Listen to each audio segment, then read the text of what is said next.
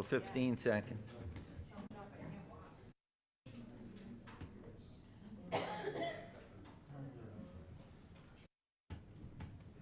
You ready, Matthew? When you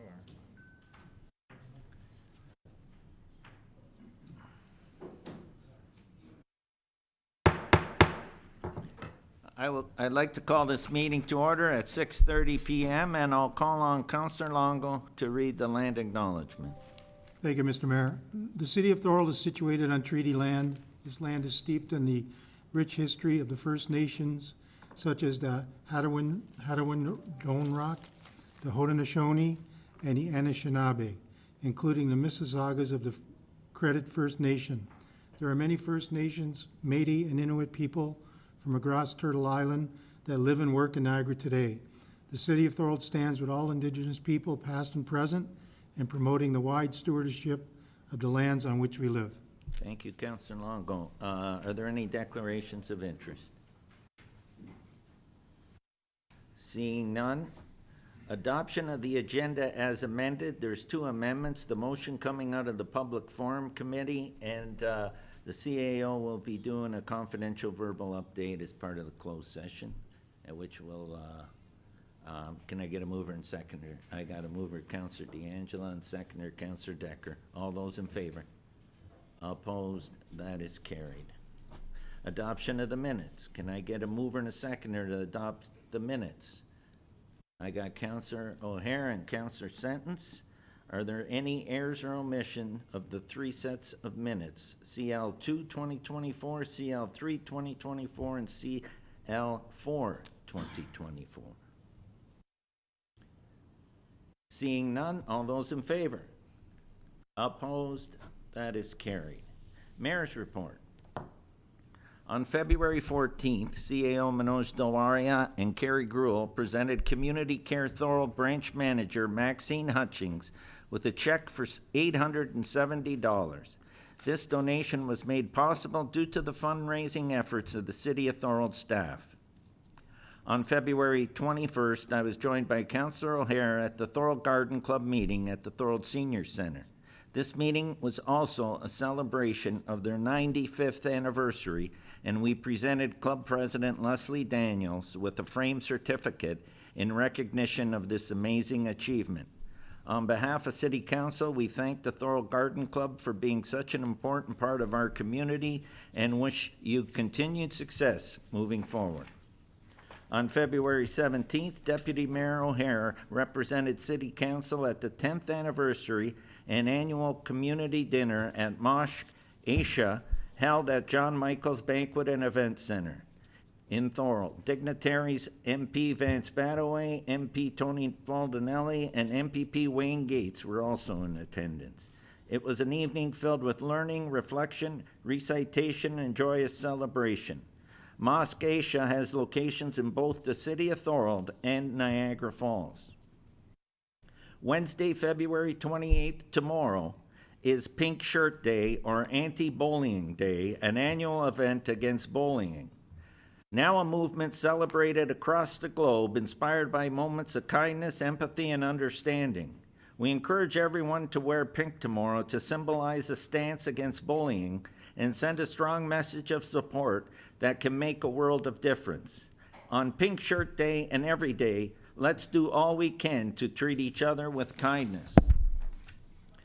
Thorold drivers are reminded to yield to green flashing lights. Signage has recently been installed throughout the City of Thorold to educate residents that flashing green light indicates a volunteer firefighter is on their way to an emergency.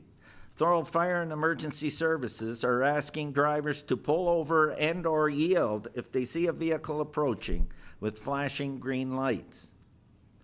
March 8th is International Women's Day, a global day celebrating the social, economic, and cultural and political achievements of women.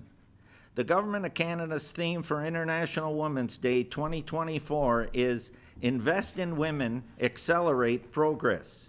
It's a call to action and a reminder that gender equality is one of the most effective ways to build healthier, more prosperous, and more inclusive communities. We all have a role to play in building a future where everyone can reach their full potential. The 2024 summer student recruitment is now open. The City of Thorold is currently accepting applications for a variety of summer positions. Please visit the city website for more information. March break runs from Monday, March 11th through Friday, March 15th. All elementary and secondary schools are closed. Public skating will be available at the Thorold Community Arena during March break. Skating will be available Monday, March 11th through Thursday, March 14th. Please check the city website or social media feeds for times and availability. There will be a food giveaway this Saturday, March 2nd at the Holy Rosary Church Hall parking lot on Sullivan Avenue, beginning at 1 p.m. This is a drive-through or walk-in event, once again sponsored by the anonymous donor, a City of Thorold business person, for all those in need. And that's the end of my mayor's report. Regional Councilor update. And I'll call on Regional Councilor Whalen for his update on the quarterly update, and especially respecting to the Region 2024 budget. Welcome, Councilor Whalen. Thank you, Mr. Mayor. Good evening, Mayor Ugolini, the members of council, and staff and residents of Thorold. It's good to be here once again to bring an update from the region, and this time respect to the 2024 regional portion of this year's budget. I'd like to start off giving kudos to this council. You did a great job with what you had to work with, and 2.999 in today's condition is a great job, especially giving so much and not cutting it away. So great job by everybody around this table. It's not an easy job, which most of you can contest to.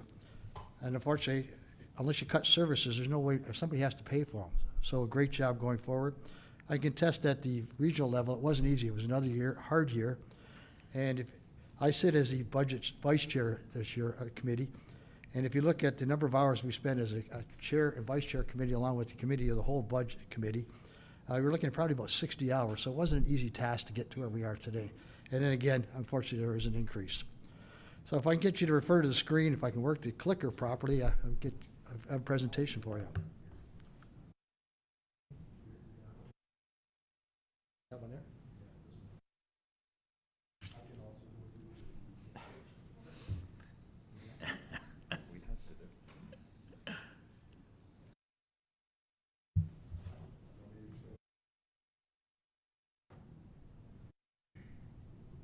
Okay, should we start off now? You're gonna have to stand in front of the Oh, microphone. right, okay. I'm not letting you off the hook that easy. This is my first rodeo, sorry. So anyhow, the 2024 regional budget. You refer to the screen, if I can get the second.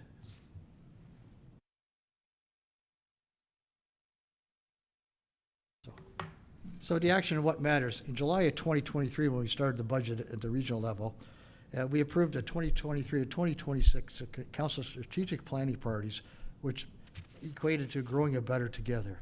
The priorities in shape for our region as we grow and in the coming in decades. The Niagara Region's 2024 budget and strategic priorities are how we support what matters the most in our community. I'll get you to next slide. Thank you. So how the budget came together at the regional level. There's two types of budgets. The capital budget, which approves the construction of purchase of physical needs and assets and infrastructure. Can I get you to put forward one page? Thank you. So council approves one consolidated capital budget for all services and areas. However, funding for capital comes from the operating budgets. The operating budget includes all costs related to the delivery of mandatory and discretionary services. Council approves a multiple of operating budgets based on the funding source. It includes operating expenses and capital funding. Next page, please. So the regional funding sources, the bulk of it comes from the general levy. Same level of service available throughout the region is what we look for this year. One tax rate for all of Niagara and a tax rate set by the region. Then we have our special levy, the different sources level across the municipalities. The 12 rates, one for each municipality, and a special levy tax set by the region. The rates not based on taxes or assessment or may be fixed or variable charges. All regional services are divided into appropriate operating budgets based on a funding source. Next page, please. So the regional departments, which include corporate administration, corporate services, public health and EMS, community services, growth strategy and economic development and transportation. Our agencies, boards, and commissions, which are ABCs that we fund, are regional housing, regional police services, NAG Regional Peninsula Conservation, and provincial offenses are the courts. And we get a special levy, which you'll see on your tax bill, is waste management and NAG Regional Transit. And then a special levy for the water and wastewater. Next, please. So our operating budgets. The 4 regional operating budgets are general levy for the 6 departments and 4 ABCs, a special levy for the Transit Commission, and a special levy for waste management, and then the rates for water and wastewater. Next page. So the operating budget and general levy. It's not easy when we look at the percentages because the regional departments are looking at 2.1%. The agencies, boards, and commissions, including regional police, are 2.63. Regional critical investments in historically underfunded infrastructure renewal throughout the region at 1.5. Required to accommodate for the financial impacts of provincial policy under Bill 23, which nobody likes to mention now, which required municipalities to provide for DC charges exemptions at 1.8%. The operating costs of growth and new programs at 0.54, and the tax revenue for other enhanced properties, which is tax growth, is 1.66, a total of 7.0%. Next page, please. The highlights of general levy and the budget include investments which had such pressures. $8.6 million went to replace provincially regulated development DC charges, losses needed to pay for housing-enabled infrastructure. $6.7 million increased in support of infrastructure for regional departments and agencies, boards, and commissions. $4.1 million for the homeless and system stabilization, shelter outreach and support. $2.7 million development charges and tax incremental grants, and $2 million for housing provider operating subsidies. Next page. The Regional Council faced financial competing challenges in 2024, which include addressing the pressure of inflation and supporting the needs of Niagara Region operations, including in agencies, boards, and commissions, accommodating for critical investments in historically underfunded and infrastructure renewal, adjusting financial impacts of the provincial policy under Bill 23. Next page, please. The operating budget, special levies. The new legislation shifted recycling responsibility from the regional municipalities to the private sector, which resulted in a reduction in operating costs. Niagara Regional Council approved a 0 budget increase for waste management services, and you'll see over on the right-hand side here just what they were in 2023 and what they are today. The Niagara Regional Transit identified more than $2 million in budget reductions to reach a 6% increase. Next page, please. The water and wastewater. Niagara Regional Council approved an increase of 7.95% to address inflationary pressures, increasing costs for equipment and materials to keep drinking water safe. This included a 4.1% or $5.9 million infrastructure renewal needs. Next page. The capital budget. And next page again. The capital budget funds long-term assets like roads, equipment, and facilities that are essential to providing services. Investing $270 million in regional assets was 70% dedicated to renewing existing infrastructures across the region. Incremental investments being made to enhance affordable and supportive housing options. Next page. I don't know whether you want me to break it down. Hopefully you've had a look at just what is involved here. The big one is water and wastewater, 80.7 million, and then roads at 101. Police services, everybody loves having police. It's 7.9 million, which was the increase. It sounds like a lot, but if it's of 190 million, it's not that much to keep us safe and secure. Then different expenses around the region also. It totals $270.3 million in 2024 capital budget expenses. Next page, please. The highlights of the budget this year include $17.2 million in annual capital investments in sustaining affordable housing units. We've got 2 that are almost completed, which will move in either the summertime or late in the fall. The Gilmore Lodge in Fort Erie, and then we've got the Lynn Haven on Ontario Street in St. Catherine, which are the 2 big projects they're working on presently. $15.8 million to replace 40 conventional buses. Pretty well the most of the fleet in Niagara Regional Transit sounds like it will be replaced this year. $13.9 million in Phase 1 Geneva Street Development Bridge in support of housing. $12 million in annual roads resurfacing. And the big one that affects Thorold is a $2.5 million in water main connection to Kew to Collier Road South. And next page. And that's it. So just a highlight of everything. Like I said, I congratulate and give kudos to the work done by this council at the 2.99, which equates to $52 on the average home of $273,600. The regional aspect of it is at 7.3%, but if you put everything into one, which includes the special levies as well as the region, the city, and the institutional or the educational tax, it works out to 4.05%.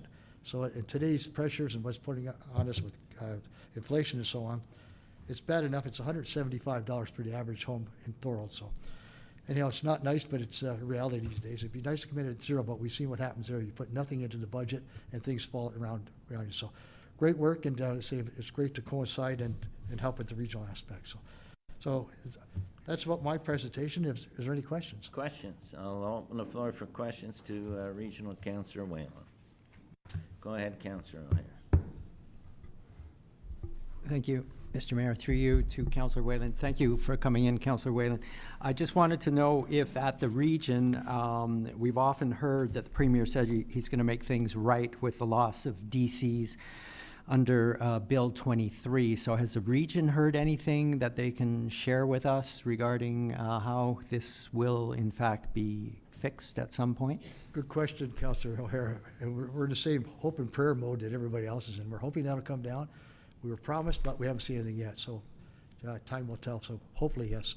I don't know whether our CFO has heard anything here or not. Probably, like everybody else, are just waiting for something to come down from the province. Great, thank you. And just one more quick question. Just so I understand, you said that the special levies can be, there's 12 special levies in Niagara. And one of the items that's under that special levy is waste management. Does that mean that we have a different rate here in Thorold to other municipalities? No, everybody's equal. And like I said in my presentation, it's zero this year, so there's no increase in that aspect. Okay, all right, thank you. But the waste management can be different because it depends on the services that particular municipality. If they want beefed up or extra services, they pay extra for that.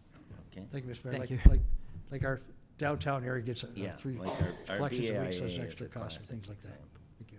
Okay, Councillor, go ahead, Councillor DeRose. Yeah, through Mr. Mayor. Thanks, Tim. Tim, just a quick question, couple questions. And if you don't know this, if you can get back to me, because I have spoken and written to someone that was supposed to be able to tell me just what the region's total debt is at this point in time. I know it was, last I checked, it was like $500 million. Okay, I'll have to get back to you on the total Yeah. amount because there's different lending that's done for the lower I don't- municipalities. Right. Work through our lending also. So. And I don't want to name names, but the person that's supposed to be able to tell me called me in October to tell me I was going to find out soon, and they never got back Okay, to me. maybe, Councilor Droz, would you mind email and let me know just what Yeah. aspect you want as far as the lower municipalities, which go Yep. through the region also? Yep, and Thank you. just now, I understand that the region's on the hook for money that, I know there's asylum seekers and refugees in Niagara Falls at the hotels. Did the feds end up taking care of giving us some money for that, or is it still ongoing? It's ongoing because they put the asylum seekers in our areas. They Right. pay for the lodging and food, but there's other expenses such as translators, and we look after their health and well-being also. So, and then we eventually get a few funds for that, which is ongoing. Okay. The other thing, Tim, I know, we try to make everything hunky-dory, but I just don't, like, I'll give you an example. You're talking about the police keeping us safe. And here's what I understand. I know it's a different comparing apples to oranges, but Toronto's police came in at 1.7% increase to their budget, and our police come in at 7.1%. Now, going forward, I think we have to get things closer to what typical inflation is, around 3%. And that, it's just my input, and, you being our representative, I'd like you to pass that message on in the future. We're going to try to cap things in Thorold here. I'm going to bring up a motion at one of the next few meetings, just because I don't understand why Toronto could get away with a 1.7% increase. I know their budget's huge, way bigger than ours, and ours is always double what inflation is roughly. And I think we've got to get rein it in before people are hurting. You can see when we have the food giveaways. you know, just like a household has to live within its means, I always, and it's not you, I'm saying the region and comprehensively, they're spendthrift. They spend too much. And I find they waste money. But that's a story for another day. But it's not you, it's the region, and I wish they would rein in their spending, just like as a household, I have to live within my budget as you do and everybody else does. Councilor George, just to put that into context, I think you're referring to the article that was in the paper back a month or so ago. It's 1.7%, which is their initial, plus there's a 4.2%, which has to do with their negotiation skills and their contractual expenses. So technically, it's, almost 6%. Now, that's 6% not of the overall levy, that's of the police budget. Their police budget is $1.2 billion compared to our $190 million. I understand that, but I'm just worried about our house, not theirs. Oh, no, I say, but if you I'm put in just the trying same to give you an equation, analogy. if you put that in the same equation, we're probably less than what Toronto is. But I know where you're coming from. People are hurting, and the more you can save, all the better for Yeah, everybody. 7.1% isn't acceptable. And I don't find us any safer, I actually find. Like I say, Councilor Rose, it's not 7.1, it's almost 6, with the contractual of 4.3% added to it. Okay, Thank you. thank you. I got Counselor Didavides with his hand up online.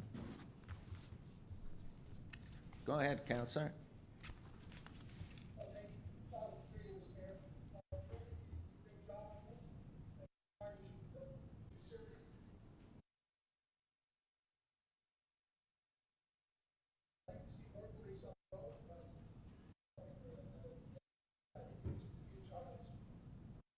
Thank you, Counselor. Thank you.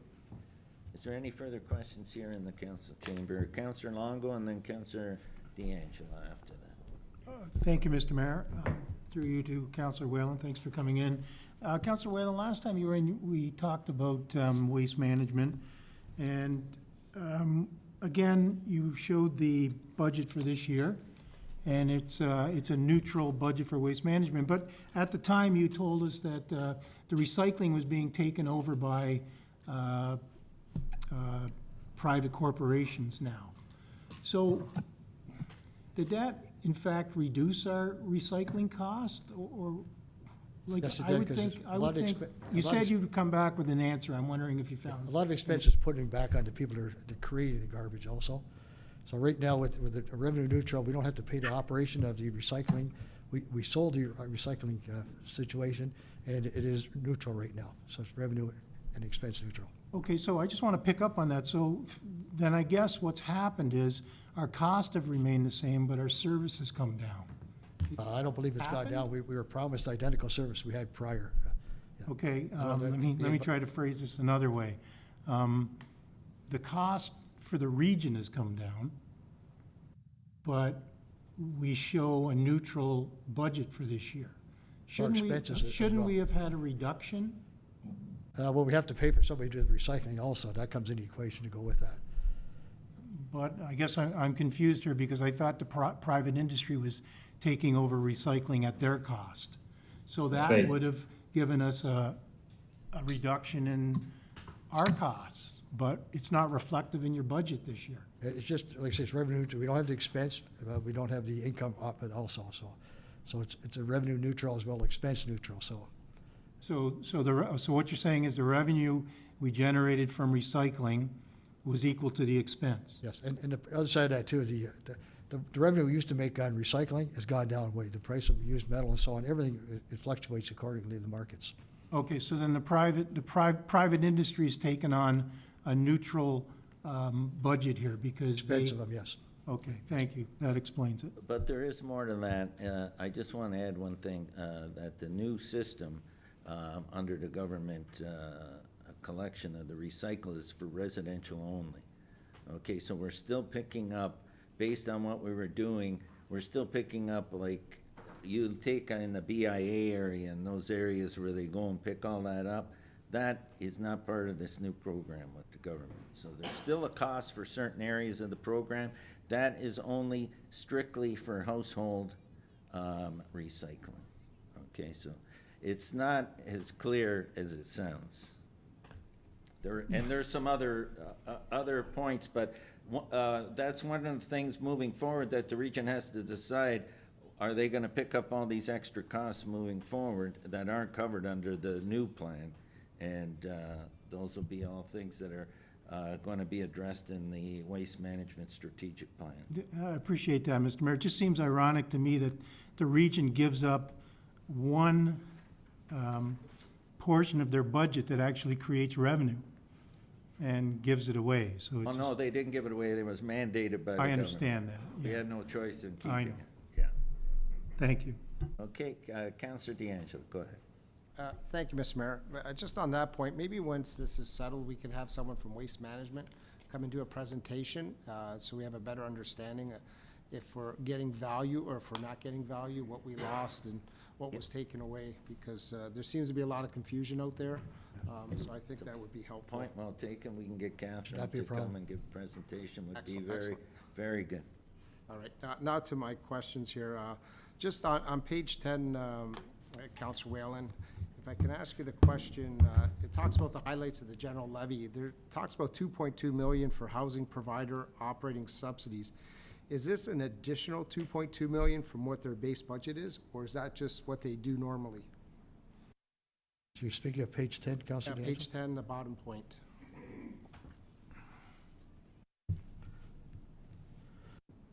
Yeah, that's for not only regionally owned, that's for the outside sources also that we, Okay, The red but my service. question is that additional 2.2? yes, or- it is. Okay, so do you, you probably don't have the answer, but if you could come back or send us an email, what is the base prior to the additional 2.2? I can find out that for you, sure. Okay, You got to excellent. keep in mind also that 1% levy is just over $4 million, so it's quite a sizable amount at that 2.2 increase. Yeah, well, we have a housing shortage, and the local municipalities are now starting to get involved in the housing business, which is not the proper way of doing things. It should be funded by the region, and they should be involved in more housing. We had a great meeting with One Thorold Housing Group regarding building some affordable housing here in Thorold. And one of the things they're banking on is funding from the region. Do you know if there's any available grants or any money that'll be put aside on the capital side of affordable housing? We're always looking for outside providers, so I would imagine there'd be hopefully something out there. I'd get back to you on that answer also. Well, yes, you're always looking for outside providers, but we're looking for what the region has for dollars that they spend on their mandated programs to help facilitate what we're trying here to do in Thorold. I can find So- out for you. Like I say, the two major projects will come to fruition this year, so see what story is Okay, going so forward. if you could come back and see what sort of funding has been put into the budget. I know when I sat on council, we also tried to put our surpluses there so that we could build more affordable housing, because there's a I'll get great that answer shortage. for you. Okay, so if you can look into that, that'd be great. The other one is the Niagara Transit Commission. I don't know what page that was on, but, oh, here, page 12.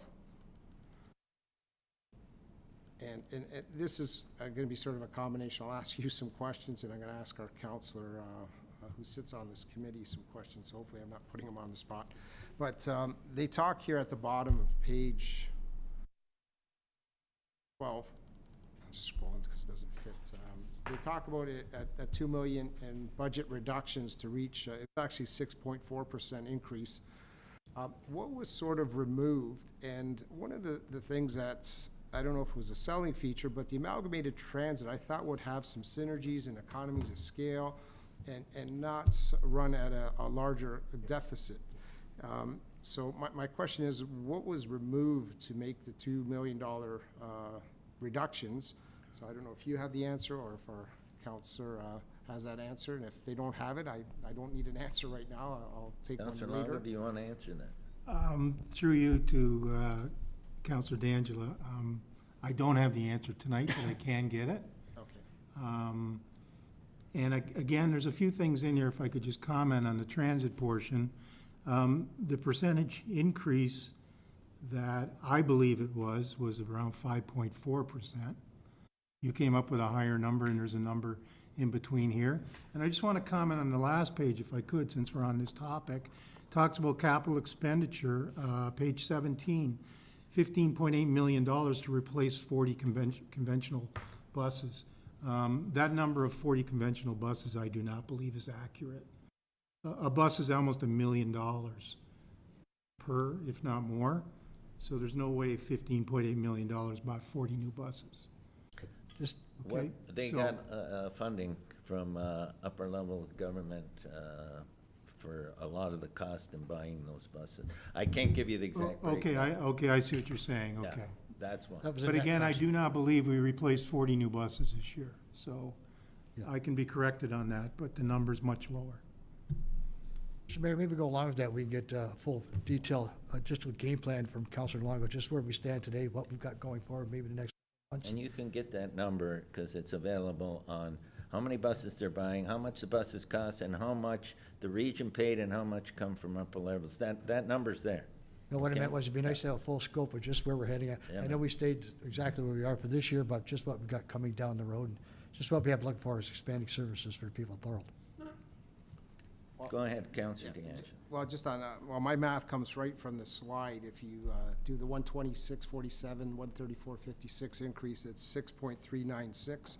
That's where I get my percentage, so unless those numbers are wrong, that's how I get 6.4%.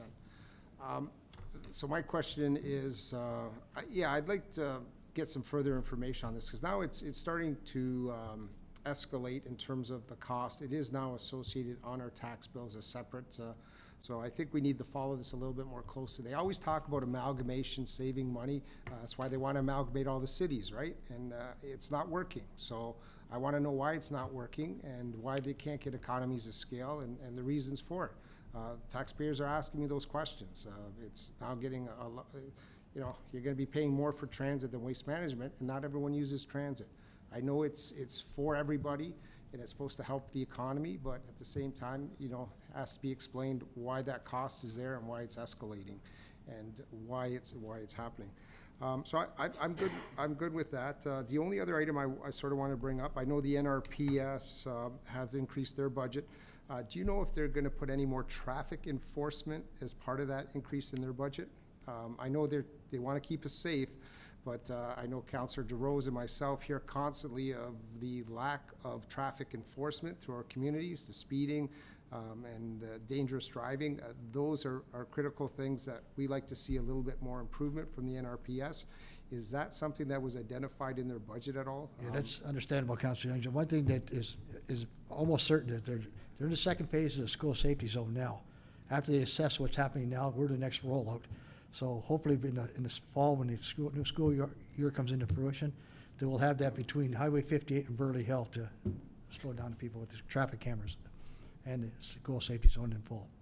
Okay, but yes, we have actually, ironically, there hasn't been too many concerns there. It's been other parts of our community. Well, that is a big one with the safety of the children. No doubt about it, no doubt about it. But the safety of other people throughout our community is also very important, and they'd like to see a little bit more police presence. I know our new chief is supposed to come eventually to our council. We'll follow up a little bit more, but I'm just asking if that was something that was identified in the budget, because if not, I'll ask at that point in time in the future. Good idea to ask that time, because they're supposed to get more boots on the ground to help us out for sure. More uniformed officers. I wouldn't say they're for Well, all enforcement. Yes, but I see a need for traffic enforcement. Our population's growing. There's a lot of vehicles out there, and there's a lot of concerns. As you can see, almost every agenda, we're putting traffic mitigation reports are coming forward. And it's only going to get worse because of the expansion of Thorold and the traffic congestion and problems that we have. And that's something from our own budget standpoint we're going to have to look at, putting more into traffic calming measures as we move forward. So those are my points. Thank you for the presentation. Thank you. Thank you, Councilor I Young. got Counselor Hanley. Go ahead, Counselor Hanley. Thank you, Mr. Mayor. In the subject of buses, are all the new buses electric buses or combustion fuel? Internal combustion buses? Unfortunately not, they're not electrical this time, Councilor Hanley, because of the volume that we had to replace. So there'll be the standard buses for this time, then going future, I'm sure there'll be electric going forward.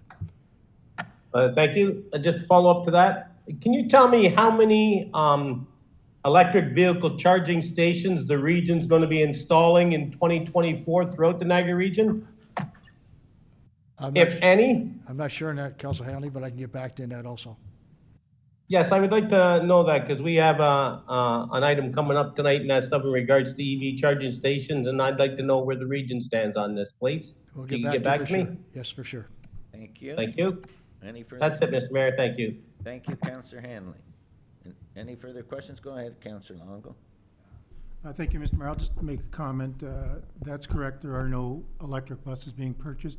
But I'd also like to make a recommendation, if we could. We're going to have Waste Management come, as Councilor D'Angelo said. I believe we should have Niagara Regional Transit come to explain the budget and explain how we're moving going forward. I'm not sure if other councilors get it, but I get a number of emails.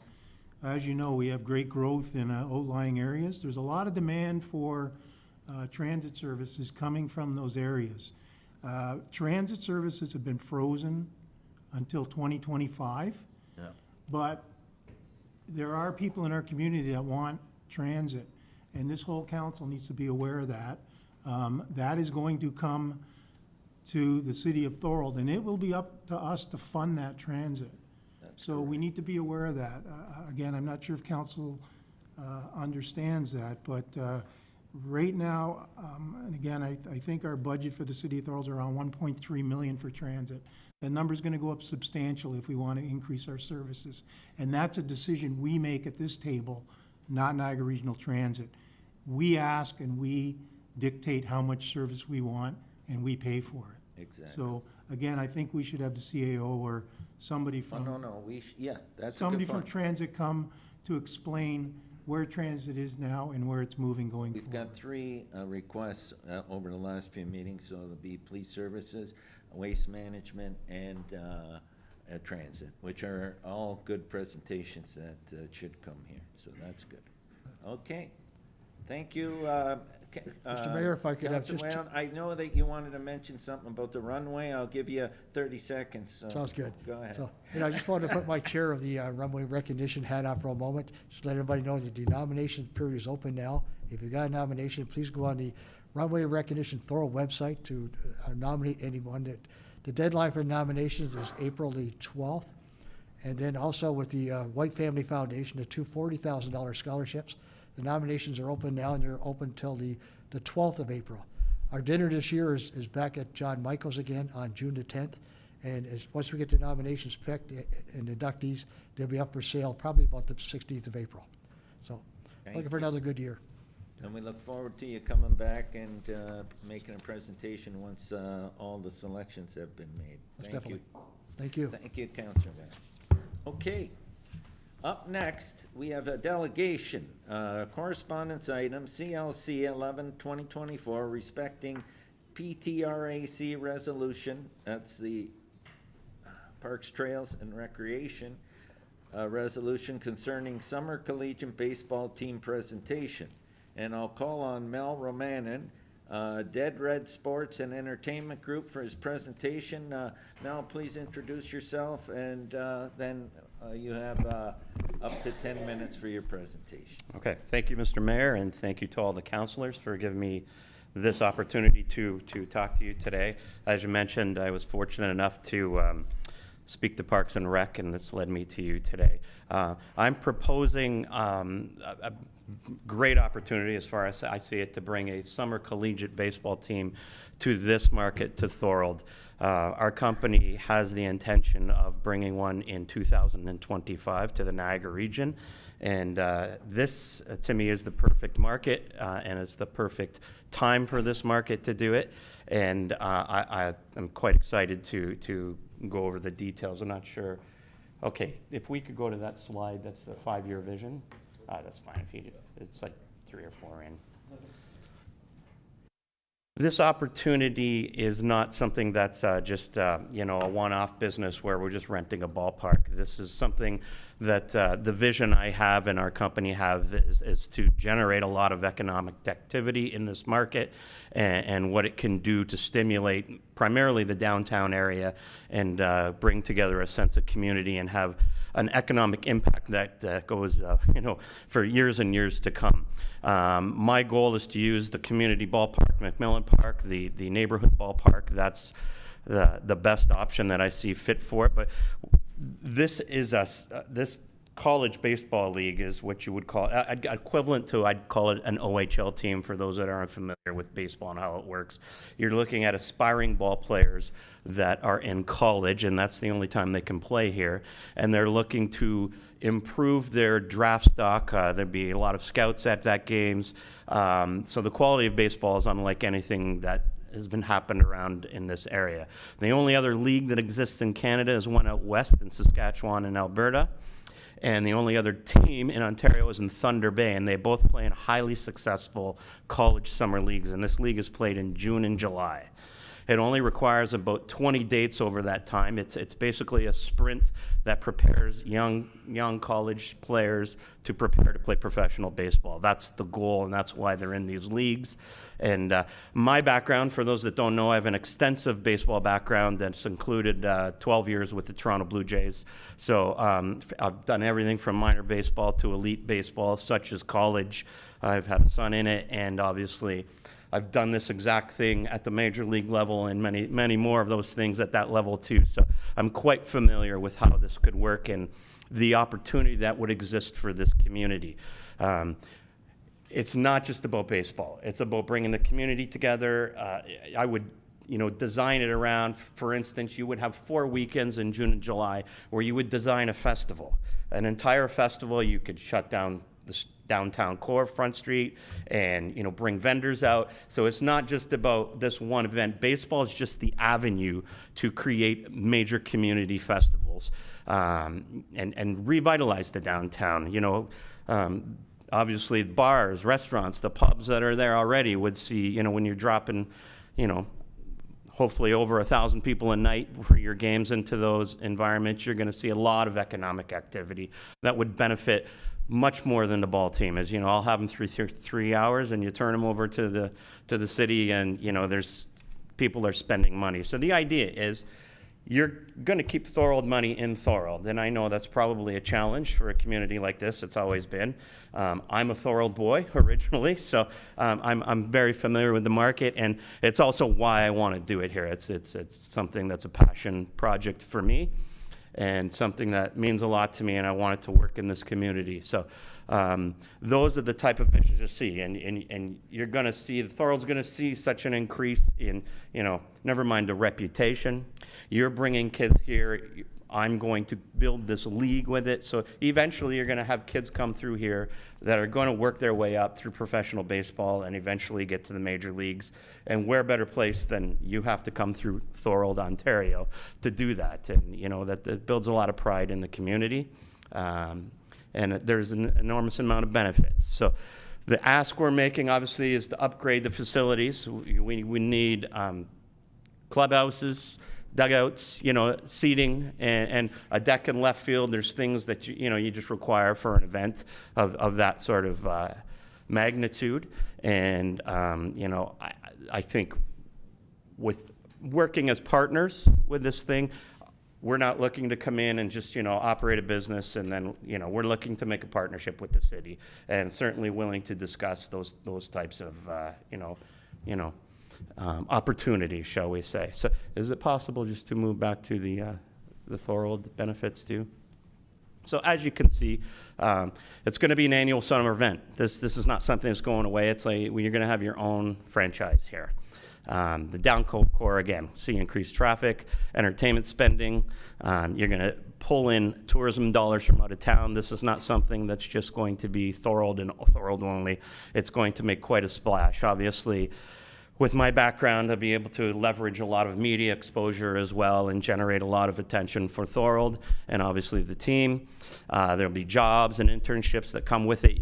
Just alone with players, you'll have 40 people living in the community for 2 months, spending money and obviously, being a part of the community along with families of all the players, notwithstanding all the people that are coming into the area. So. And it allows you, if you upgrade it, now you've got an upgraded facility. We would work with, obviously, any parties concerned. We will work with minor baseball, the senior team, our goal is to elevate the reputation of Thorold baseball, not just come in and supplant anyone. I've obviously had communication with both minor baseball and the senior team as well around this whole project. So we're here to work with the community. That would be the long-term goal. So I think it's a great opportunity to bring a very unique business to the market that is much, you know, it's a large project that can elevate a lot of the reputation of the city and just have long-term economic benefits. It's just not about baseball or my business. It's going to, you know, have impact within the community far-reaching more than baseball. So that's what we're looking to do. Obviously, we're looking for the city to make a commitment to upgrading the facility, and that's where it would start, and obviously develop the partnership with us where we're in it together, and we can all realize it's a win for everybody. It's a win for our business, it's a win for the city, a win for minor baseball, including the senior team, and everybody, you know, gets something out of it, and it's not just, you know, one-sided. So that's what we're looking to do. Obviously, I'm open to questions with anything. I know I don't want to go into details with the presentation because my understanding is you've all seen it from the presentation we made at Parks and Rec, so I don't want to bore you with the details again of all of it, but that's what we're looking to do. So I'll open it to questions. Thank you, Mel. I'll open the floor to questions from council, and we'll start with Councillor DeRose. Go ahead. Yeah, through you, Mr. Mayor. Thanks, Mel. Welcome back to Thorold. Thank you. Just a quick two questions. I know you had some requests for McMillan Park upgrades.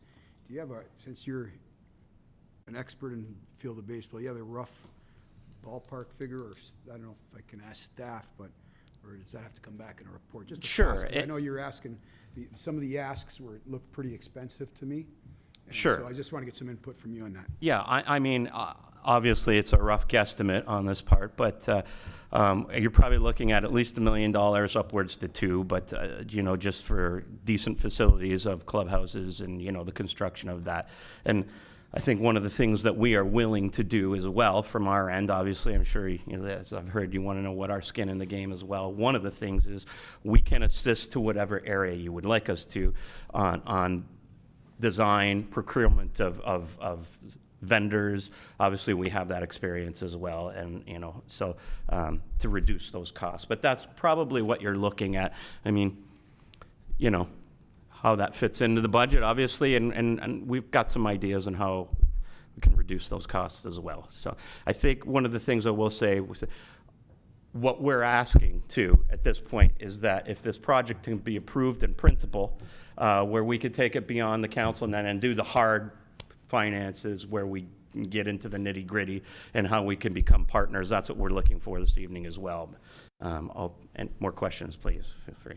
Go ahead. Councillor DeRose, you have another question? Go Yeah, ahead. I just wondering if you're making this presentation any other communities in the region. Well, I haven't done that yet, but I am doing my due diligence, obviously, because this is Southern Ontario is the place, but I will assure you that this is where I want to be. So if we can make some sort of working arrangement, absolutely, without question, it's Thorold, because that's the, and I will say, the challenges in Thorold are much, there's 3 ballparks within 20 minutes of here. You can open the door and start playing tomorrow. The challenges here are a little greater because they do need some upgrades, but this is, I'm willing to do that, and we're willing to look at, you know, it doesn't, like I said, we don't have to have 10 bell. 2025 is what we're looking at, and you don't need a 10-bell ballpark in year 1. You could do things over a couple of years, and our group is certainly willing to do that for a variety of reasons. One, I believe the ballpark that is there is the perfect spot, but I believe in the community. I mean, I don't know what to say. I'm a Thorold boy, and this is where I want to do it, and this is the community I want to thrive. So, yes, I'm investigating it, but that would be a backup plan, let's just say. Yeah. Now, also, is there any plans to affiliate with any professional teams that could possibly throw money at any of the ideas? No, you can't do that with this thing. This is definitely a college outlet, but certainly investigate avenues to bring some money in for sure. I have some ideas that I'm happy to share as well, but you don't affiliate with the pros. This is pre-professional. This prepares them for that level. So Just the last question. Mm-hmm. What's the average price to get into a game of this nature. It's That's the beauty of it. It's very affordable. You can look at the community down the road in Welland, what they've done with the jackfish, and it would be similar cost. I mean, I think they charge $10 or $15. So not only it's baseball. There's few things that are, other sports, you can't really do the same community things. It's outdoors, it's in the summer. You're going to have a family aspect to it. It's completely fan, but at the same time, you might have some craft breweries in the left field corner that you're gonna, have a different vibe there. There's gonna be, seniors can come and just put the lawn chairs down or whatever. It's for everybody, baseball, and it's affordable. So that is the point. It's a very affordable pastime and something to do and bring the community together. Yeah, thank you, Mel. You're welcome. Councilor O'Hare, go ahead. Thank you, Mr. Mayor. Through you to Mel. Mel, thanks for coming in. I love your enthusiasm. It's really a great idea. A couple of questions I have. Are you thinking of just establishing a team and then joining one of these other leagues, like Perfect Game Collegiate or New York Collegiate? Is that how you're proposing this? Yeah, Okay. absolutely. And that's why we're in this area, because there is nothing in Canada like this. So you would have to join one of those leagues. I've done an extensive work, and I'm pretty comfortable in saying we'll have a franchise there. So absolutely. So Thorold's team would travel there, they would travel here, there'd be that sharing back Correct. and And we would be the only Canadian team. Great. Where do these players come from? They come from colleges throughout the United States, mostly Division I. Obviously, you're looking at it's a high quality league, but I mean, there's quality players that are throughout, like Division II, Division III, junior colleges, NAIA. There's a lot, but you have to be a college age to be eligible. But nowhere from Canada? There Yes, so that's a very good point. So one of the impetus for doing this, from my perspective, is there's an opportunity here. We are going to focus on having Canadians on this team, because right now, I'm sure you may not even be familiar how many Canadians are in college down in the States, and how the quality of baseball in this country is fantastic and growing. Right now, there's nowhere for them to play unless they go out west or to Thunder Bay, but I'm telling you, I probably fill 2 teams right now if I wanted to. So my focus is going to be on the highest quality Canadians coming back and filling the roster there. So there's somewhere for these kids to come home and play. And obviously you are going to have some American kids, or even, from other countries as well. But the focus will be bringing an opportunity for Canadian kids to come home and play for the summer. My son played. He had to play 1 year in Missouri and another year in New England, and it was a great experience, but there was just, if he could have come home and played the same quality, that would have been fantastic. So that is the focus, yes. And final question, if most of them are coming from the States or other countries, why would they come here? They would come here because the quality of baseball. So yes, there are other opportunities, but the quality, their college coaches need them to play at a high level in between college season, but this is how they raise their stock. If you don't play in these leagues, it's more difficult to get known from the scouts. The scouts will be at these games, and obviously, as the person who's going to operate this business, I'm going to get the quality players and put them in the best spots to feature them, because that's my responsibility to the player, to the organization, to the community. You want the best quality, and I can assure you the quality player will be very high. Awesome. Thank you so much. You're welcome. Councilor Ditavides, you're online, go ahead. Yes. Thank you, Mr. Mayor. To Mel, it sounds great. Fix up the park, build a new field. It all sounds great to me. I just have a question. Are you confident this is going to work? I am absolutely confident, without question. I've seen, not only, like I said, my background in baseball, I've seen all levels of baseball, and I have firsthand experience with these leagues, and I know how teams are operated well and how they are not. Obviously, if you don't operate well, sure, but I can assure you I've got quite a head start on most in this field, and I'm certain this will be very successful. It takes effort, but like any business. Yep. Right. I've been in business myself. I'm always confident when my brothers and I go into a project, we spend millions of dollars. But when I'm confident in a project, we bring cash to the table. we bring something. We go get a mortgage, we mortgage our house, we find private money, everything. If you want the city to spend $2 million, are you willing to spend up $1 million to put something in this? Because I know you say you're gonna have tournaments and this and that, but I know other people that want to come to Thorold, they're willing to invest $100,000 into a soccer field somewhere, put some skin in the game, some money. Are you willing to come up with something? Because every business is great, but usually when you start a business, you got to bring some money to the table. Certainly. I can assure you, first half, it's going to cost us hundreds of thousands of dollars to bring this business to the community, for starters. So I think that's significant skin in the game. I understand your question. And yes, we'll be looking at, now, are we willing to say write a check to something? I don't think that's the right approach, but what we can do is there are certain things this has been done in other communities well. For instance, there's a community in Dorchester, 5,000 people. They built a state-of-the-art ballpark for elite baseball that's pre-college. And they worked with the community to fundraise, to reduce costs. For instance, they would sell seats at $1,000, put your nameplate on it. They sold 200, you could do the math. That significantly reduces it.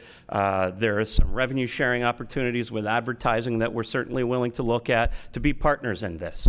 And we're certainly willing to discuss other opportunities, which is the reason I'm interested in getting this approved for further discussion and work with economic development to do some hard numbers for you guys and how, one, what the commitment would be and how, as partners, we could reduce the commitment for the city and show how we're partners in that. But as I said too, there's the contribution we're making to bringing the business here is significant. To purchase a franchise and start operations and start contributing to the community. Yep, I understand that. I do the same thing, contribute to the community. Yep. And everything like that too, and other businesses. I just like to see you bring some money to the table. That's all I got to think with that. Okay. Thank you, Councillor. Councillor Singh. Yeah, thank you, Mr. Mayor, through you. Thanks again, Mel. You're welcome. I heard it the first time. I'm very interested in this, if something can happen. Can I ask to get staff direction, maybe to work with Mel for a report so we can get more costs and see what feasibility is and grants and... I think there's something coming when the report comes on the Okay. table. All right, that's what I'd like to see is us. You can speak when the report comes. Thank you. Is there any further questions? Go ahead, Councillor DeAngelo. Yeah, thank you, Mr. Mayor. Yeah, a great presentation. Obviously, it touches on my heart here. But the other aspect of it is the financial component of it. One of the things I liked in your proposal was that it's a phased-in approach. So we can see how, my question is, will you be willing to work with staff to develop a phased-in approach? And what is the timeline of something like that so you would be able to start next season? Like, if you could give us a bit of information. You also mentioned that you would be able to get some numbers together to help us with determining what the cost factors are and where we're moving. Because some of the stuff that you do ask in here should have been at the park a long time ago, and it got dropped off the list for various reasons. So like washrooms, they need upgrades. There's no clubhouses there. That's something. So some of this stuff should have naturally been there. And obviously, this council's taken a more proactive approach of phasing in some of the amenities and moving some of the timelines up and trying to improve the park. It is a gem in our community. It is. It's the only one in the world you could probably sit at and watch a ship go by as if someone's hitting a home run. So it is unique. So maybe if you could elaborate a little bit on timing of when you need some sort of further commitment, how you can work with staff to come in with a phased approach. If you can elaborate that. Absolutely. And that's one of the things that we're willing to do and for us to be in this community is our willingness to do that. We would look to do this over a couple of years. Obviously, for us to operate in 2025, at the very least need clubhouses and dugouts. We could work with, working in temporary seats, temporary stands for year one, and worry about what happens with a decking in left field as we phase that in. And we're certainly willing to do all the work on working with you with costs to the level you want us and bring those numbers to you and how that could work. But that's one of the other commitments we're here. We're going to be invested with this city, invested with you people, invested with the community, where we want to work with you to do this over a couple of years and get this operational, where we have a really viable operation in 2 years and a really significant addition to the community. So yes, we're certainly willing to do that with all the costs. But year one, that's what we look to do, just so we could operate. Clubhouses and dugouts would be required, and then a discussion on how that could work over the second year. So you're not spending whatever, if it's $1 million, $1.5 million all at once. So we could phase that in, and certainly that's what we're here to do, is to take it beyond this meeting and do those numbers, crunch those numbers, and then bring something back with what year one would cost, what year two would cost, and how we could minimize those costs. The follow-up question, like timing-wise, again, we could refer this to staff. They could work with you. What is your timeline in terms of? Great question. In order for us to be reasonably functional, we would like to get something, some commitment this summer, because obviously for us, as in, from both parties, where we could start promoting the business and obviously have to go out and acquire players and sell to sponsors and do all the things you'd be required to with this business. So timing is important. We can't wait too long. That's why I'm hoping to get approval to move past this stage and really get into the nitty-gritty with your economic development team and whoever else you want to appoint with it, because if we can get some commitment this summer, then it's full go ahead on making sure we're ready to go for 2025 and work with whoever we need to make this a success. Excellent. I'm sort of with Councillor Sentence board. I think we need to further explore this, come up with some timelines, get staff involved, see if this can happen. Because like I said, some of these amenities need to be done anyways and upgraded. It's something that was lacking. We lost our opportunity when the Canada Summer Games was here. There was money for our baseball diamond, but it disappeared as time went along. So we definitely need to move forward with at least working with Mal and his group to see if anything can accomplish from his presentation. Thank you. Any further questions? Seeing none, Mel, thank you so much. You're welcome. We're going to put the report on the floor now, so council will come up with a plan there. But thank you for coming to council, and thank you for your presentation. Thank you, Mr. Mayor. Thank you. Okay, so now we're going to move forward. In accordance with our procedural bylaw, council will immediately consider the item following a delegation or presentation on it. And it is CLC 11-2024, Parks, Trails, and Recreation Advisory Committee Resolution regarding Summer Collegiate Baseball Team Presentation. Can I get that put up? Yeah, so at the moment, Mr. Mayor, it's just that the memo, the council, if they would like to amend the motion or put something on the floor to add anything, if they would like to provide direction to staff. Okay, I got Councillor Sentence, and then I think I'd have a seconder with Councillor D'Angelo. Go ahead, Councillor Sentence. Yeah, Mr. Mayor, I'd just like to further to what I said earlier. I would like to ask staff if they could work with Mal and get more solid prices and more timelines and just see where we're at with everything in prices and time-wise. So if they could work with Mal and then bring something back to us that has more concrete numbers and time. So you want a detailed report? Yes, please. And that's what we're asking for, correct? I You're think good? that's perfect. It gives us some financial numbers, also the timelines. We need a timeline on bringing that back. What is a reasonable period of time, Jeff? A couple months? Mr. Mayor, we've had some discussions, high-level discussions with Mr. Romanen already, and to have an idea as to what components of the project might need to be included.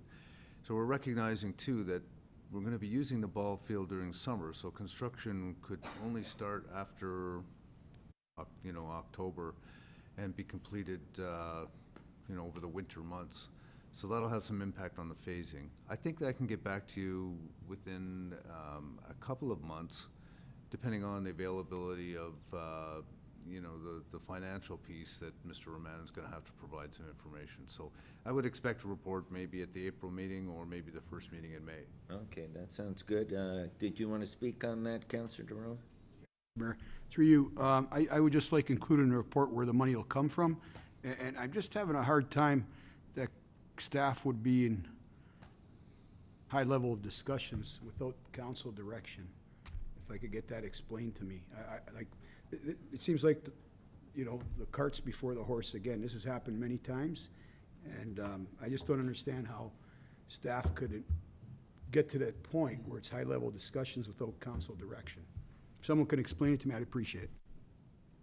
Do you want to explain that? That's normal. I'll let the clerk explain.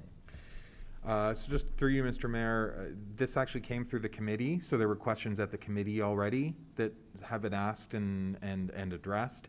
With that, organizations do reach out to staff all the time to gain information and ask questions about how this can be approached through council. So while I don't have information on what those discussions were, it's not out of the ordinary for organizations to reach out and ask for staff input. Right. I just think going forward, council should be aware of what's going on. And I have to find it out the last second. I don't think it's right. Thank you. Thank you. Is there any further questions? Okay, so we're gonna, do you wanna, the motion is that we're asking for a detailed. Oh, Councillor Hanley, go ahead. Yeah, just to make a comment that if I could get some contact information from Mr. O'Manon so I could talk to him. I know some years ago, in regards to Sullivan Park and McMillan Park, the dugouts, which actually are present today, and the dugouts at Sullivan Park, as well as some other amenities, were all done through the community and raising funds, as he mentioned. And I have some outlets and interested people possibly that helped out decades ago and would probably step up to the plate again now, being a Thorold initiative and knowing that the individual himself or some individuals have baseball interest themselves. So, because I think it's a great project. And again, if we're gonna do a phase in, I know we're saying a couple years, if I could ask staff, just like a little friendly amendment, maybe even if we have to do it over 3 years, 2024, 2025, 2026 with a breakdown, give us a 2 or 3 year threshold. So it may spread any cost out. And I think just to tap on what Councillor DeRose said and that stuff, I think what we have an issue here is that a lot of our subcommittees seem to be nowadays trying to set the tone for what council's going to do without council's knowledge. So maybe when there's going to be a presentation made at one of these committees, be it the Parks and Recreation Committee or be it the Biodiversity Committee or whatever, that council be given an insight to this meeting so that a councillor may attend or that we're not like blindsided, as Councillor DeRose said. I think that's where the breakaway is becoming on council here, and I even gonna mention it with a couple reports tonight. It's almost like committees of council are making council decisions on how the future of the city is gonna go or what road we're gonna take. So I just wanted to mention that. So I love the project, I love the idea. I got a great seat. I can sit on my porch right across the street and watch all the games. Thank you. So- Thank you, and we will get you that contact information, Councillor Hanley. Okay, so we have the motion on the floor that we get a detailed staff report on project timelines, financing, and report back as early as possible with you already saying that it may be in late April or early May, which would be good if that could happen at that time. Okay, so we have that. We have a mover, Councillor Sentence. We have a seconder, Councillor DeAngela. All those in favor? Opposed? That is carried. Okay. Now, we move into the statutory public meeting under the Planning Act. I'll call to order the public meeting being held pursuant to the provisions of Section 34 of the Planning Act as amended, respecting the zoning bylaw amendment and official plan amendment for 75 Ormond Street South. Up first, we have the applicant presentation for 75 Ormond Street South, and I'll call on Dana Edwards from Q9 Planning and Design for the presentation respecting the applications. Welcome, Dana, and the floor is yours. Thank you very much, and good evening. As it was noted, my name is Dana Edwards. I'm a registered professional planner and urban designer with Q9 Planning and Design. I will be presenting the project tonight for 75 Ormond Street South, along with our consulting team who are in attendance tonight, both virtually and in person. So just in terms of where we're at the very early stages in the planning process.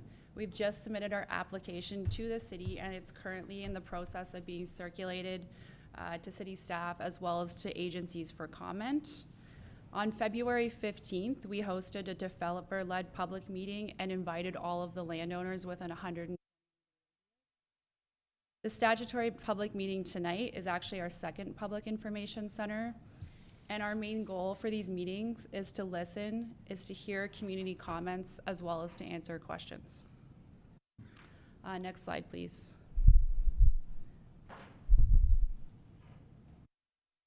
So I'm going to start by providing an overview of the site context. On the context map, you can see the site shown in yellow. It's located at 75 Ormond Street. It has frontage on Ormond, Linden, and Richmond. It's about 300 meters south of downtown Thorold, south of the Battle of Beaver Dams Park. It's just west of the Welland Canal, about 300 meters. To the west is residential and some institution, and to the south and to the east is some industrial land use. Next slide, please. Here's a closer up view of the subject site. You can see the frontage on Ormond Street, Richmond and Linden, as well as Cleveland just to the west, some low-rise residential. Just to the north of the site, you have a commercial entertainment venue. The orange hatch line is a bus route with the bus stops that are adjacent to the site within about 100 to 200 meters from the subject property. Next slide, please. Here's an overview of the location and context. You can see kind of the bird's eye view of the subject site. You can see that there's views to the Welland Canal. Surrounding land uses are mainly industrial, with residential in the form of low-rise detached, semi-detached, duplex, and low-rise apartment units. Next slide, please. Just going to go through some photos of the site. There's a current 2-story vacant building that's currently on the site. It's currently boarded up and will be removed as part of the proposed development.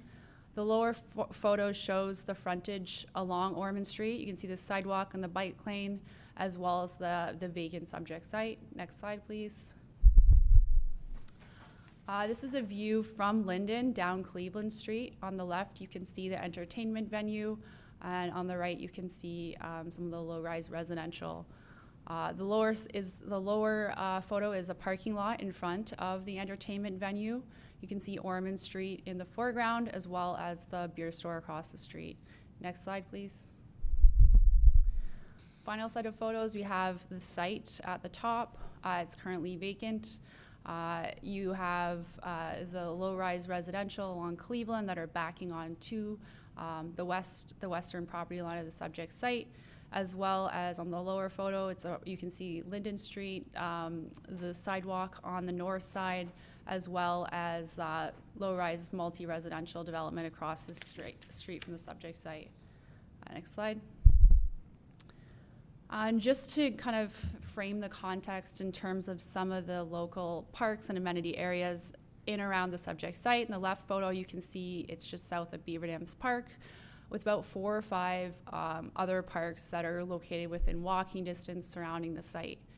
The photo on the right shows some of the amenity areas that we are planning to add to our property to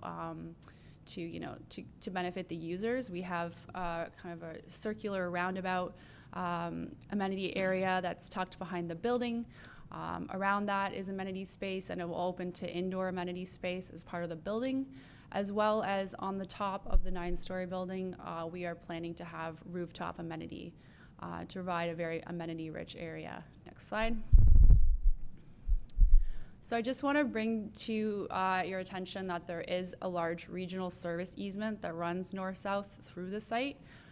This is for sanitary sewer and storm sewer. This regional service easement was one of the factors that really drove kind of where the building was sited towards Ormond Street. as the region advised us that it was not able to build over the easement. Next slide. And this is some of the early schematic drawings that kind of led to us coming to the creation of like the building, the siting on the site.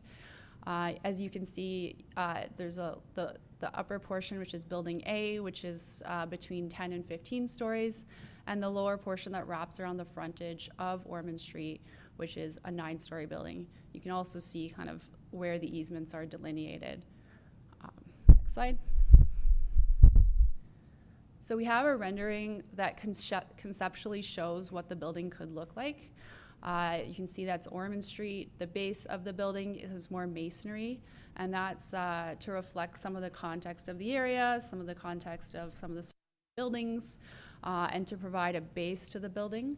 As you move up and it becomes, you lighten it with materials such as more glazing and balconies.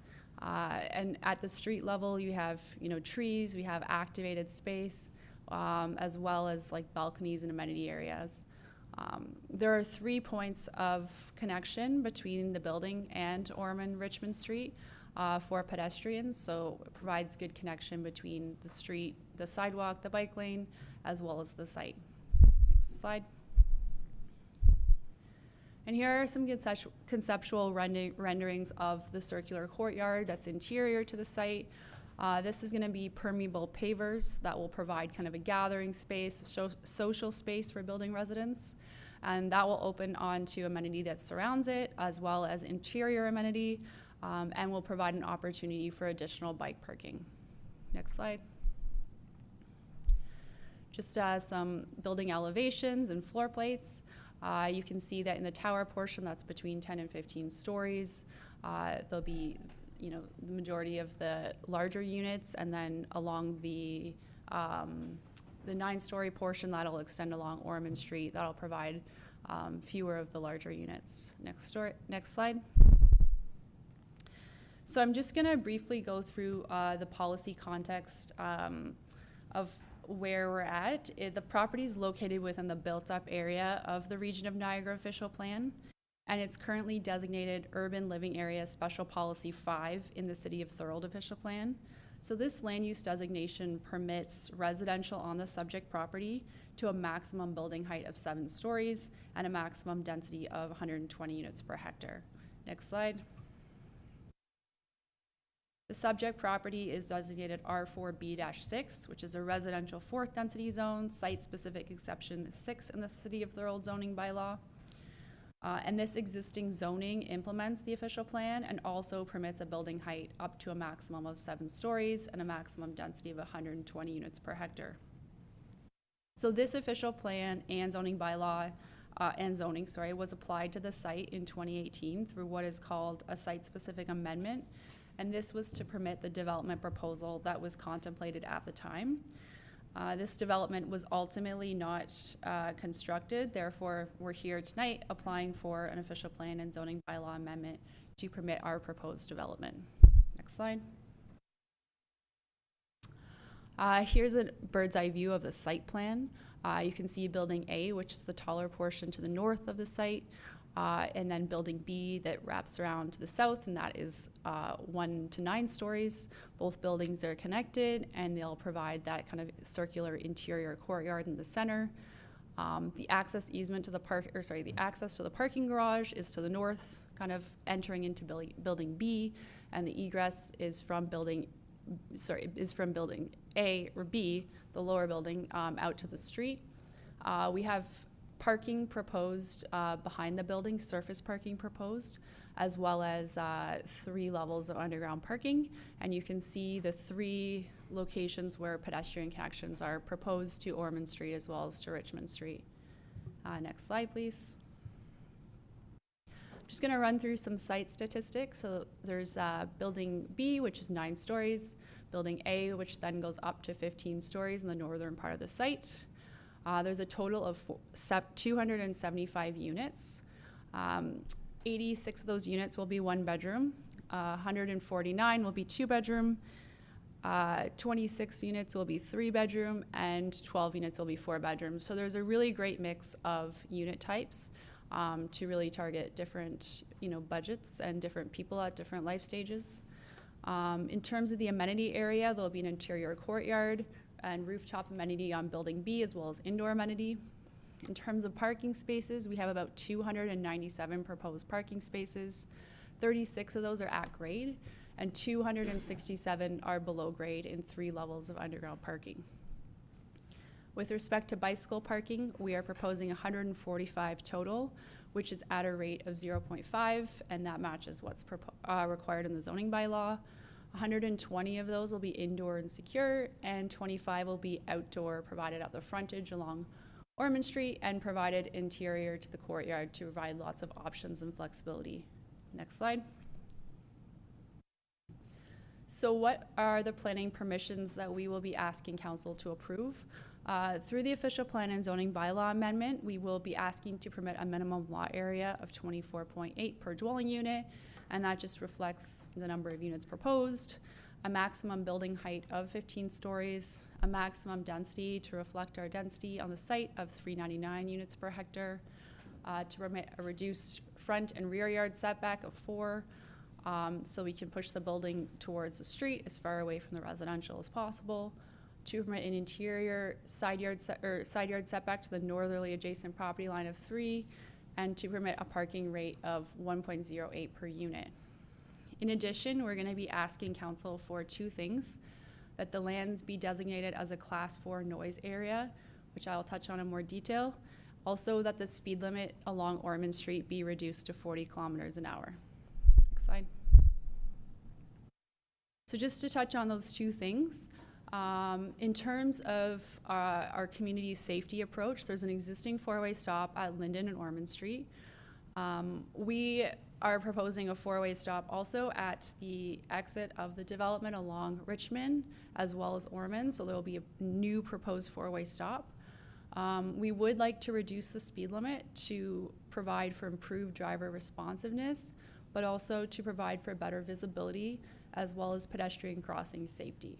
So in addition to a 40-kilometer proposed speed limit where it's currently a 50, we'll be requesting a sign that, lets people know that there's a proposed 4-way stop ahead. Next slide. And to go through the Class 4 noise area, what is a Class 4 noise area?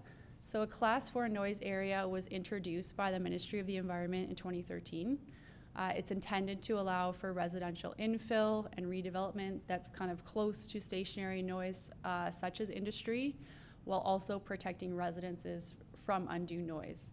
So this designation is to allow industry to continue to operate without affecting its environmental compliance approvals. So in addition to the Class 4, as part of the development, we're going to be providing noise attenuating building design measures, air conditioning, as well as registering a Class 4 warning clause on title. So the Class 4 noise classification was not applied to the subject lands in 2018 when the lands were redesignated from commercial to residential. So we would like to take this opportunity to apply a Class 4 designation at this time, as we feel it's beneficial both to the future of the residential building occupants as well as to surrounding industry. Next slide, please. So Class 4 is designed to be applied to sites that would otherwise be a Class 1 or 2 area. It's intended for development with new noise-sensitive land uses that are currently not built, and it's intended to be used in proximity to existing and lawfully established stationary noise sources, such as industrial. Next slide. So the sound limits for Class 4 areas are higher than those for a Class 2 area. So sound limits in the Class 4 area are the higher of the ambient due to road traffic, or the Class 4 exclusion limits defined as 60 decibels during the day and evening, 55 decibels during the night, and a sound limit in the outdoor living areas, 55 decibels during the day. Slide. So in the Class 4 area, buildings need to have central air conditioning to allow for the exterior to remain closed. In addition, prospective purchasers would need to be informed that the dwelling is located in a Class 4 area, and we would do this through the use of a warning clause included in the purchase of sale, the lease and rental agreements, and the condominium declaration. And shown on the screen is an example of what that noise clause would look like. In addition, we will be asking staff to provide wording within the zoning that provides further information that a Class 4 designation is applied to these lands. Next slide, please. So just to kind of reiterate where we are in the development application process, Stage 1 is the submission of the application and determination of a complete application. Stage 2 is circulation of the complete application to the agencies for comment. So we're currently here at Stage 3, so this is tonight, the statutory public meeting. It's an opportunity to provide comments, to answer questions, for us to hear comments from council and from the public, and no decision of council is being requested tonight. Following Stage 3, there will be a recommendation report. All input and comments will be reviewed and considered. And then finally, Stage 5 will be a recommendation report brought forward to council for a decision. And the recommendation will be made by staff, and the decision of council will be requested. Next slide. Thank you, and happy to take questions. Thank you very much, and I'll open the floor for questions to Dana. Go ahead, Councillor DeRose, you're up Yeah, first. through Mr. Mayor, thank you, Dana. Any affordable housing planned in this project? Through the chair, through the mayor, at this time, we're currently providing market condominium for sale housing. We can explore that, and we'll be exploring opportunities going forward. Because we have a variety of sizes and units from 1 bedroom all the way up to 4 bedrooms, we will have units that are, more attainable than the majority of the housing in the city of Thorold, which is mainly single detached dwellings with more bedrooms. Thank you. Do you have a rough ballpark of the 1, 2, 3, 4 bedroom costs? Just a ballpark. Yeah, so through the mayor, I think at this time, and this is a rough ballpark that may change with financing and other market assessment, I think we're looking at, for the 1 bedroom to the 4 bedroom, around like low 400s up to high 600s. And the project, how many people, let's say occupancy, how many people will be living in that block, roughly? Through the mayor, like it's 275 units, so if there's 1 to 2 people per unit, it could be. At this time, I currently don't. I could calculate it, yeah. Yep.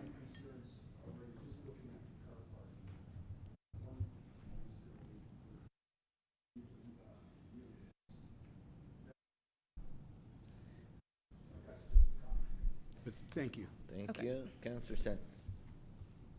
Yeah, thank you, Mr. Mayor. Through you, one of my questions was, I didn't go past questions on the sheet, so not very smart of me, but I saw the shade review.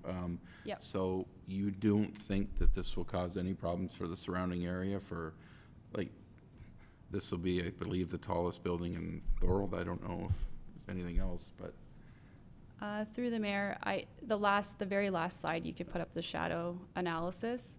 So the tallest building, from my understanding, that people are referencing is the Rock Library. It's currently about 53 meters tall, and this will be actually 43 meters tall. Okay. So it won't quite make the tallest building in Thorold, won't take that award. But we did do an extensive shadow analysis on it, and given that the city of Thorold doesn't have criteria, we use the city of Hamilton's criteria that looks at 5 hours a day on adjacent residences and about 3 hours a day sunlight on on Ormond Street. And what we found, particularly for the equinoxes as well as the solstices, which are summer and winter, is that a lot of the shadow was in the morning. So in terms of meeting the afternoon criteria of 5 hours, there was extensive periods where there was sunlight on the neighboring residences as well as on the street. So at most, it was between 1 and 3 hours that was morning sun, that shade that was on the surrounding residences, and that quickly moved to allow for afternoon sunlight. Okay, thank you. Maybe I could move this over to Jason through you, Mr. Mayor. Do we, when we're doing site plan and all that stuff, do we do a step? Just questions to the presenter right now. Just for now? Okay. My second question would be traffic, the same thing. That's, you know, a lot of cars. If you have a 4-bedroom unit and only have 1 parking spot, I can't see that working. It's gonna have to be more. And traffic, it's already a very, very busy place. You're adding potentially, I know not all at the same time, you know, 500 cars coming in and out of that place. Have you looked at maybe not as big a building to impact that area, or is that not something you're looking at? Through the mayor, at this time, we built parking everywhere we could on the site. We couldn't build parking underground where there's the easement, so we went as low as we could with the 3 stories underground, and then added the rest on as a surface parking. So I understand that concern, but any ability we could add parking to the site, we did. The problem with reducing the number of units and increasing parking is that you lose affordability of those units because you're paying for more parking, or each unit has to pay for more parking. Right. So we have been ensuring that we can get the parking ratio as high as possible. City of Thorold doesn't currently have visitor parking spaces, and we will be providing visitor parking, labeled visitor parking, so that we can ensure that there's spaces. I did bring our transportation consultant, David, who can hopefully maybe address some of your concerns around traffic, or can speak to traffic. Thank you. But just for my further, just, Mr. Mayor, just further to you, that it's just, we already have a problem in the area with parking, and we know they're gonna go out and park in other places, so that's why I asked for a reduction, if you thought about it. Anyway, sorry, Dave. Mr. Mayor, councilors, thank you. David Booker, Traffic Engineering Specialist at Associated Engineering.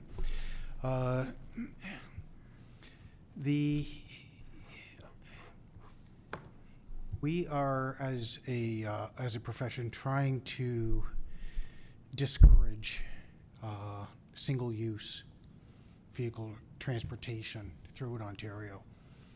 As part of this initiative, new developments, particularly in the GTA, and it's funneling down into other regions. We're trying to develop create developments with fewer parking spaces to discourage those single-user trips. As part of this, we have a traffic demand management strategy in which we try to encourage alternate uses of transportation, active transportation, be walking, bicycle, transit, ride shares, and such. And we try to incorporate these more modern methodologies into our developments. What used to be commonplace of 1.4 parking spots per unit is now quickly being reduced to approximately 1 parking spot per unit for many new developments throughout GTA and throughout Niagara. I will let you know that I've worked on a few new development proposals in Niagara Falls, and we've used this strategy where we try to discourage multi-car use within high-density development. And so this is a strategy that is being progressive and encouraged by the province. And so we try to encourage it in our new developments. Thank you. Thank you. I'm going to Councillor O'Hare. I also have Councillor Hanley and Councillor Debonaitis that I got. Yes, everybody will get a chance. Thank you, Mr. Mayor. Through you to the presenter. Thank you, Dana. I have a couple of questions. First off, I want to say that I find this building a bit too big for the property location. I think it's a great location for an apartment building. If anywhere in Thorold, this is a great spot. I think asking to go more than double the height, which is 7 stories on this property, to 15 is pushing the limits. So I'm hoping that you'll reconsider that and look at a redesign of that part. I also have a hard time with the maximum density, which according to our bylaw is 120 per hectare, but you're up around the 400 range, and that's 3.5 times more than what is there. So these are a couple of issues that bother me, as well as what the councillors, DeRose and Councillor Sentence, have already mentioned with traffic. I do like the fact that you would request a slower speed there. That makes sense. There will be more cars, but certainly, you know, to look at these cars that could possibly occupy the neighborhood up there. And we can't forget that according to the Niagara Master Plan, households have 1.7 cars here. So they're not just going to disappear simply because we say you should take transit. Most people in Thorold have to drive to work outside of Thorold. You got to get to a question. Okay, sorry. So I hope you'll just take a look at the parking as well. The question that I have also is regarding archaeological assessment of the site. You're going to be building on our first canal. So I'm just wondering, is that not part of the planning requirements to do some sample digs and test digs? Through the mayor, thank you. Those are all great comments. And I think those are all things that we will take back as we move forward into detailed design to look at as next steps. With respect to the archaeological, and maybe staff can provide us with more details as we move forward to the staffing piece. I don't believe it was within the archaeological layer, and I think the region of Niagara provided comments that that was not required. The site is heavily contaminated, so it will require not only remediation but monitoring. So we will have to do that as an upcoming part of the project. Okay, thank you. And last question is, has engineering looked at the site specifically regarding the dig and the weight that would be above if you should be able to put the full height of this apartment building in as you're proposing? Through the mayor, we have had a geotechnical investigation, a report done that has said that that is possible and feasible, and that has been submitted as part of the application for staff review, but also for the... Okay, thank you. Councillor Decker. Thank you, Mr. Mayor. Councillor O'Hare did ask one of my questions. I'm glad to see that perhaps something is going in there. What I don't like is I think it's way too big for that area. I can't see a 15-story building behind the 5 or 7-story there. Has the builder looked at perhaps not going that high? I just think that it's just not conducive to that area. Besides that, adding all those extra layers and rooms would increase traffic in that area. Have they thought about just bringing it down? Through the mayor, it's a few things. It's the need to provide more housing, and the fact that we're kind of in a housing supply crisis. We're also, you know, that zoning and official plan designation that was put in place in 2018, which was 6 years ago, was done so for a specific development. So what we're doing is providing, yes, more increased height and density, but we are meeting some of the key performance standards in terms of the separation from the adjacent uses. We are proposing almost a 44-meter setback between the building and the adjacent uses. The bylaw says go for half the building height. So half the building height's about 21 meters. So we're greatly exceeding that with about 30 meters. Another performance standard for whether a site's overbuilt is looking at how much landscaping area we can provide on the site, how much green space. The bylaw requires 30% and we're providing 35%. So we're actually able to provide more green space than what the bylaw requires in terms of landscaped area. In terms of a building, the bylaw says 40% max for lot coverage, and we're actually providing 35%. So we do have very generous setbacks to the adjacent residential. We are having the building address the street, and the 15-story height is only for kind of a small portion of the top part of the building. And it's not for the entirety of the building. It will kind of be at 9 stories. And I understand that there's challenges with respect to parking and traffic, and we will be looking at that. The site's located very close to the downtown, on a bike lane, on a transit route.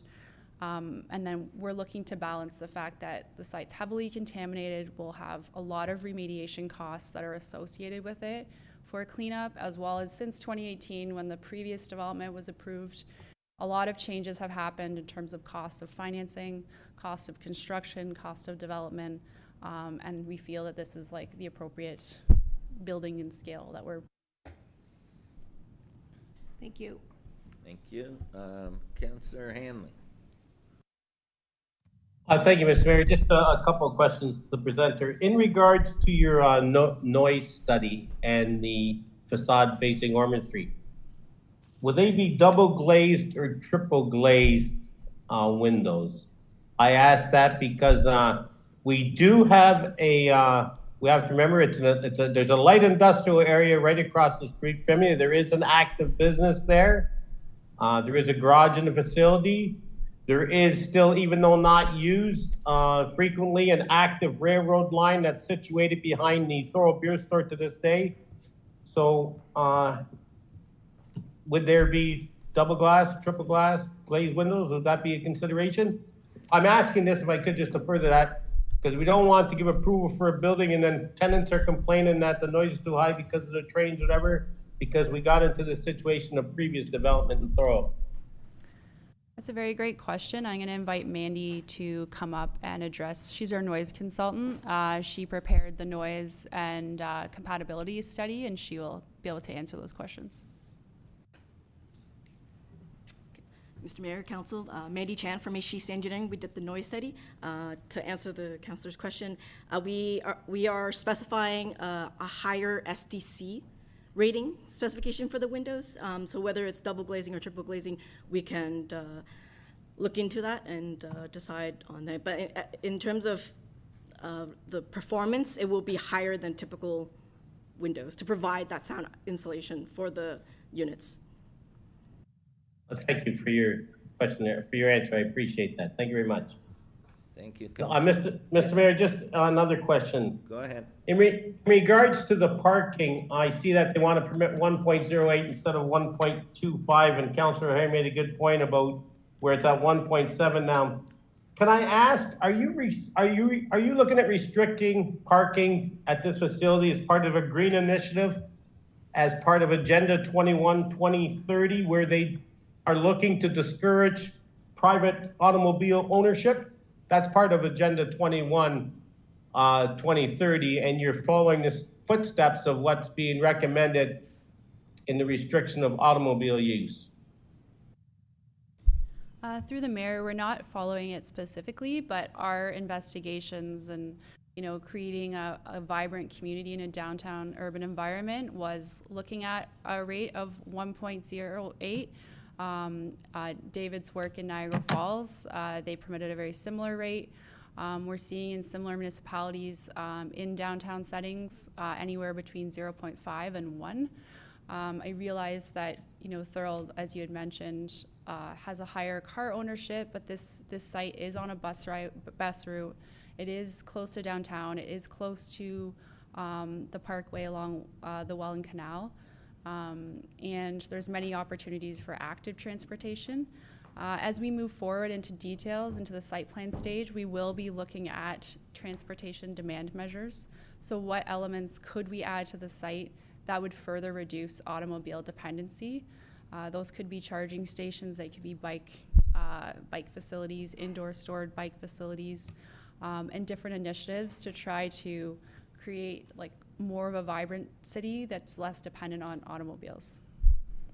Okay, thank you. I raise this because, as Councillor Hare mentioned, there's 1.7 cars per family, whatever, and a lot of people work out of town here. Just one other thing is that, are you aware that we only have a regional transit system here? We don't have a Go Bus Transit, or we don't have a Go station nearby. So regardless, if we have a walking community or a biking community, there would still be the need for individuals to get to work. Hamilton, as for where I work, Stony Creek, Oakville area. Through the mayor, that's a good comment, and we'll take that into advisory as we do detailed design on parking. Okay, I appreciate that. Thank you very much. No further questions, Mr. Mayor. Thank you, Councillor Hanley. Councillor Ditavides. Through you, Mr. Mayor. Well, first of all, I'd like to say thank you for bringing this project to Thorold. It's in great demand. A lot of people need this type of housing. It's a little bit too big for my liking. And I do agree, in Europe, they're doing this a lot with the parking. We got to discourage people from driving, and this is how it starts. And helping this will help the BIA downtown a lot, this kind of build.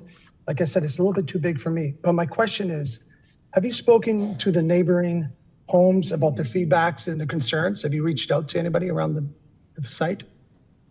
Through the mayor, so in terms of the Planning Act process, the statutory public meeting is the only thing that's legislated. So the city provides notice, like they did tonight, of the meeting and a mail out. In addition to that, we did our own developer-led public meeting.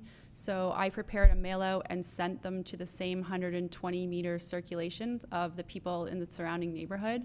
And we did host our own public meeting on February 15th. Via Zoom, and we provided a similar presentation that we did tonight and addressed questions and comments that we received that evening.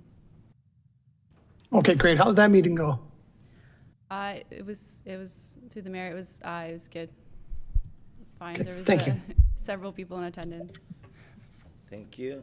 Councillor D'Angelo. Thank you, Mr. Mayor. I guess tonight is the parking beating up as opposed to the sidewalks. Normally this council wants sidewalks, but it's there, so we're good.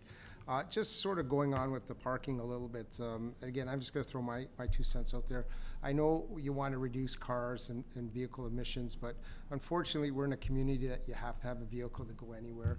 We're limited to the downtown area in terms of shopping, so we're limited to working.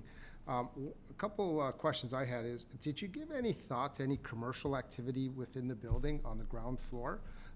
That's the only way you're going to stop people from utilizing vehicles, because in that area there's not a lot of commercial activity, so that means you got to hop in your car, or you're going to order food that's delivered there via another vehicle. Any thought been given on any commercial activity? Through the mayor, we have discussed it and thought of it. It is a residentially zoned and designated property, so I'd have to look at what those permissions are for commercial or mixed use. And that might be another ask that we'd have to look at and discussion that we'd have to have with staff. Yeah, I hopefully you can do a little, through you, Mr. Mayor, hopefully you can do a little bit of that, because the more buildings, and you look at what's across City Hall here, those commercial buildings, there's some commercial activity with the residential on top. It provides the amenities for the individuals that live in those buildings, and it also draws some people here. Originally, when they designed them, they didn't design them with any commercial activity. And again, that also creates jobs, so you can live in the building, work in the building. So if you can look at that, that's great. Then the other one, I just want to get back to parking. I know you mentioned that there'd be 3 underground level parking garage. Can you maybe elaborate, because you didn't specifically say why only 3 levels? I know the old canal's there. You'll probably have some engineering concerns building the building on the old canal. But can you add an additional level underground? Is that possible, or does the cost outweigh the benefits? So maybe if you could elaborate a little bit on the 3-level underground parking. Yeah, through the mayor, we did our geotechnical investigation that looked at 9 boreholes on the site. It was found that the water table was at 2 to 3 meters, so it's pretty high. The depth that you would need to dig for an underground parking garage would be at 9 or 10 meters. So there would be significant dewatering that would have to happen as part of that. The cost of doing a 4th-story underground, given that the site is constrained by that servicing easement, so we have to make sure we have circulation for each underground parking garage. It gets challenging for each additional level, and it also brings the cost up. So the more parking we provide beyond what is required or beyond what we feel is a good balance does raise the prices of the unit. Constructing underground parking is significantly more expensive than surface parking, so it really would have a cost implication for the development, particularly as you get further and further into the water table. Oh, thank you for the answer. That's it's very, very good because it explains even the water table component of it, which is good. I know you, on your picture up there, you showed a couple 4-way stops. You put an existing one on Linden and Ormond Street. At this point in time, there's not an existing 4-way stop there. Is that something you'd be recommending to put there? Because on your map, it showed existing. He was just asking about the 4-way stop that's at Linden and Linden and Ormond Street. Is it existing? You had it noted. Sorry, could you repeat that? Oh, if you show the slide that shows the overall picture of it with the road, there's a slide on there that shows existing 4-way stop. Yes. Located on Linden. Oh, that picture, go back. You just had it, was the very first one.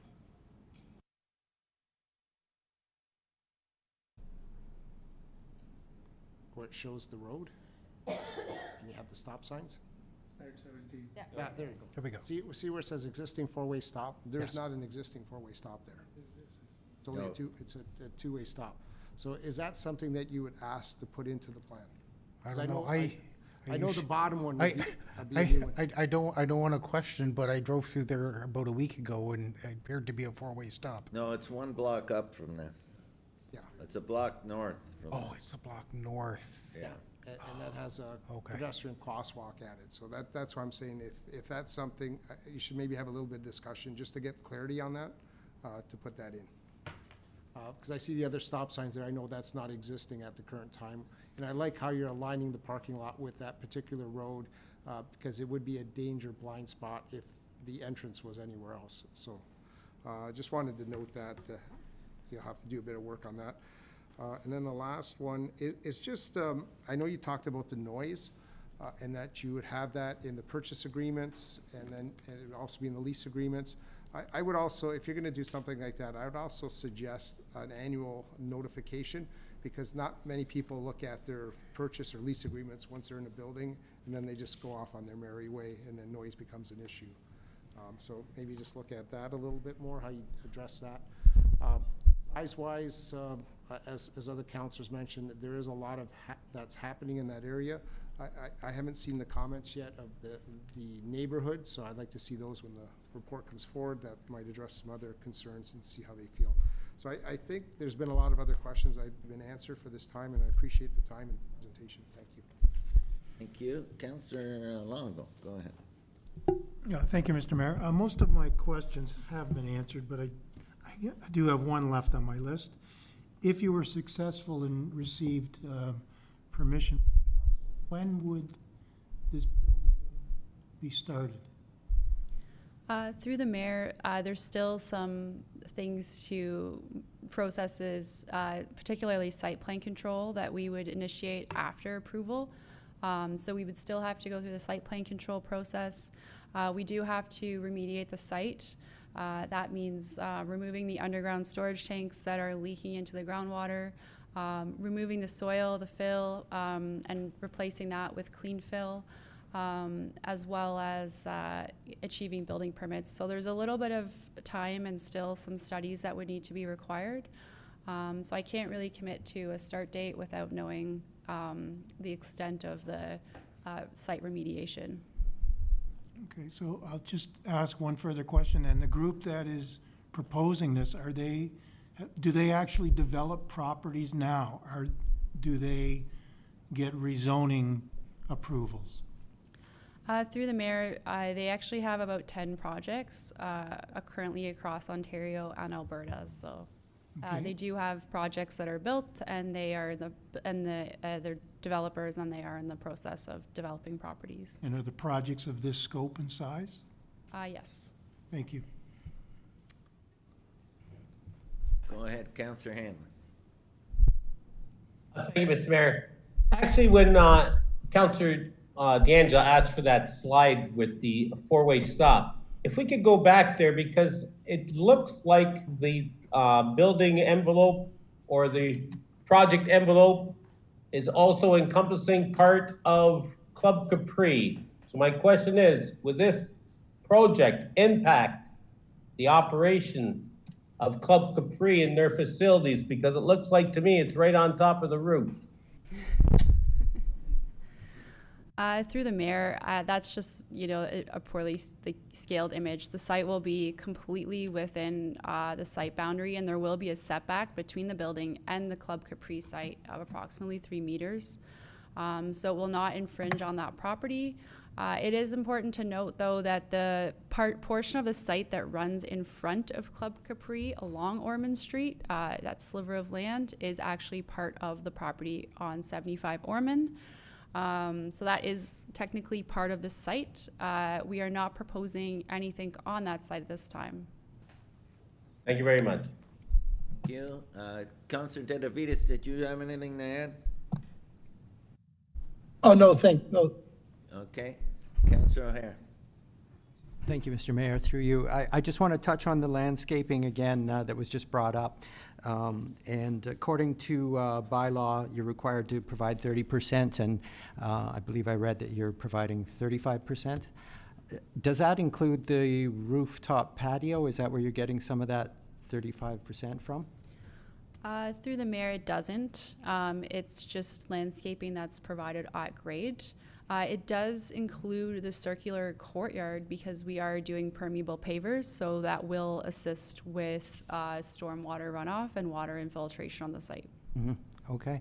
And is there perhaps an opportunity here with that northerly stretch of grass as it is right now to be converted into some sort of planted area rather than just grass? Through the mayor, yes, we will be looking at that through site plan control, not only on the northerly area, but on the westerly area. We have submitted a landscape plan as part of the proposal that shows plantings along that northerly edge, but also along that westerly edge. So we provided a pretty generous buffer between the parking space for fairly large trees to be able to mature there and to be planted there. Great. Thank you so much. Is there any further questions? Go ahead, Councillor D'Angelo. Thank you. The question was sort of asked regarding the northern strip of green. Is that part of the 35% that you're counting as the area that's green space? Through the mayor, yes, it is. All green space provided on the property is contributing towards the 35%. Okay, Yeah. so as you mentioned earlier, you'll just do some more landscaping, so that'll never be converted to a parking lot or anything? Stay as a green space? That would be the intent?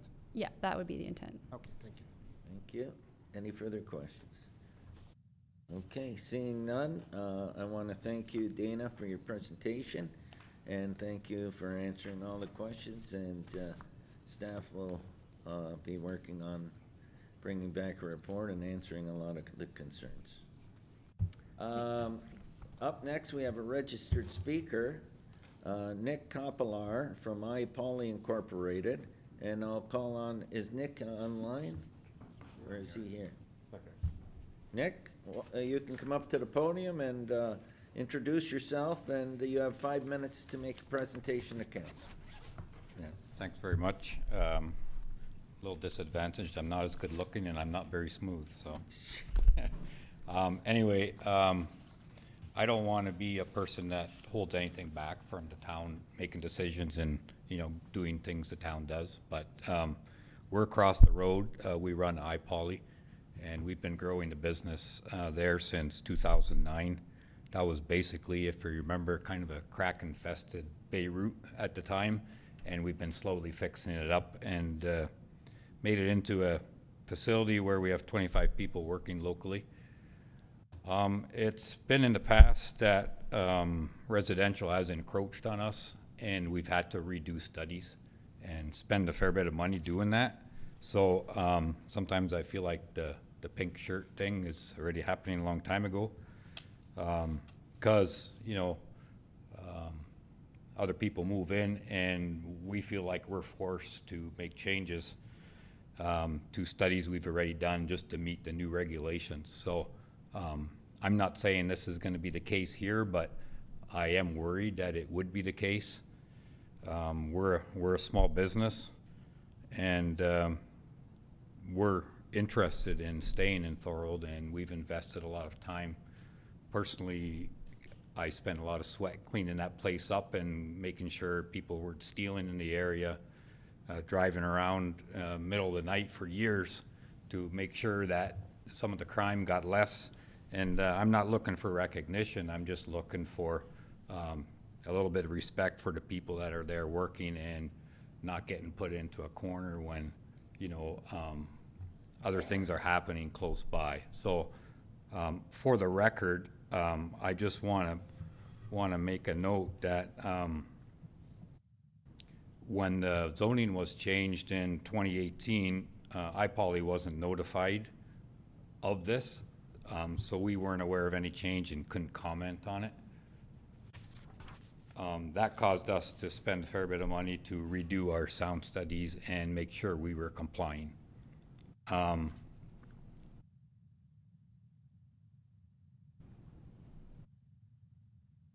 When we talk about future growth for our business, so what we're doing now, we intend in years to come, the Lord willing, that we will be growing our business. We have a plan that might include using the rail that's running behind there, bringing materials in by rail. This would mean additional transport truck traffic, which all goes through that same intersection where we're talking here on Richmond and Ormond.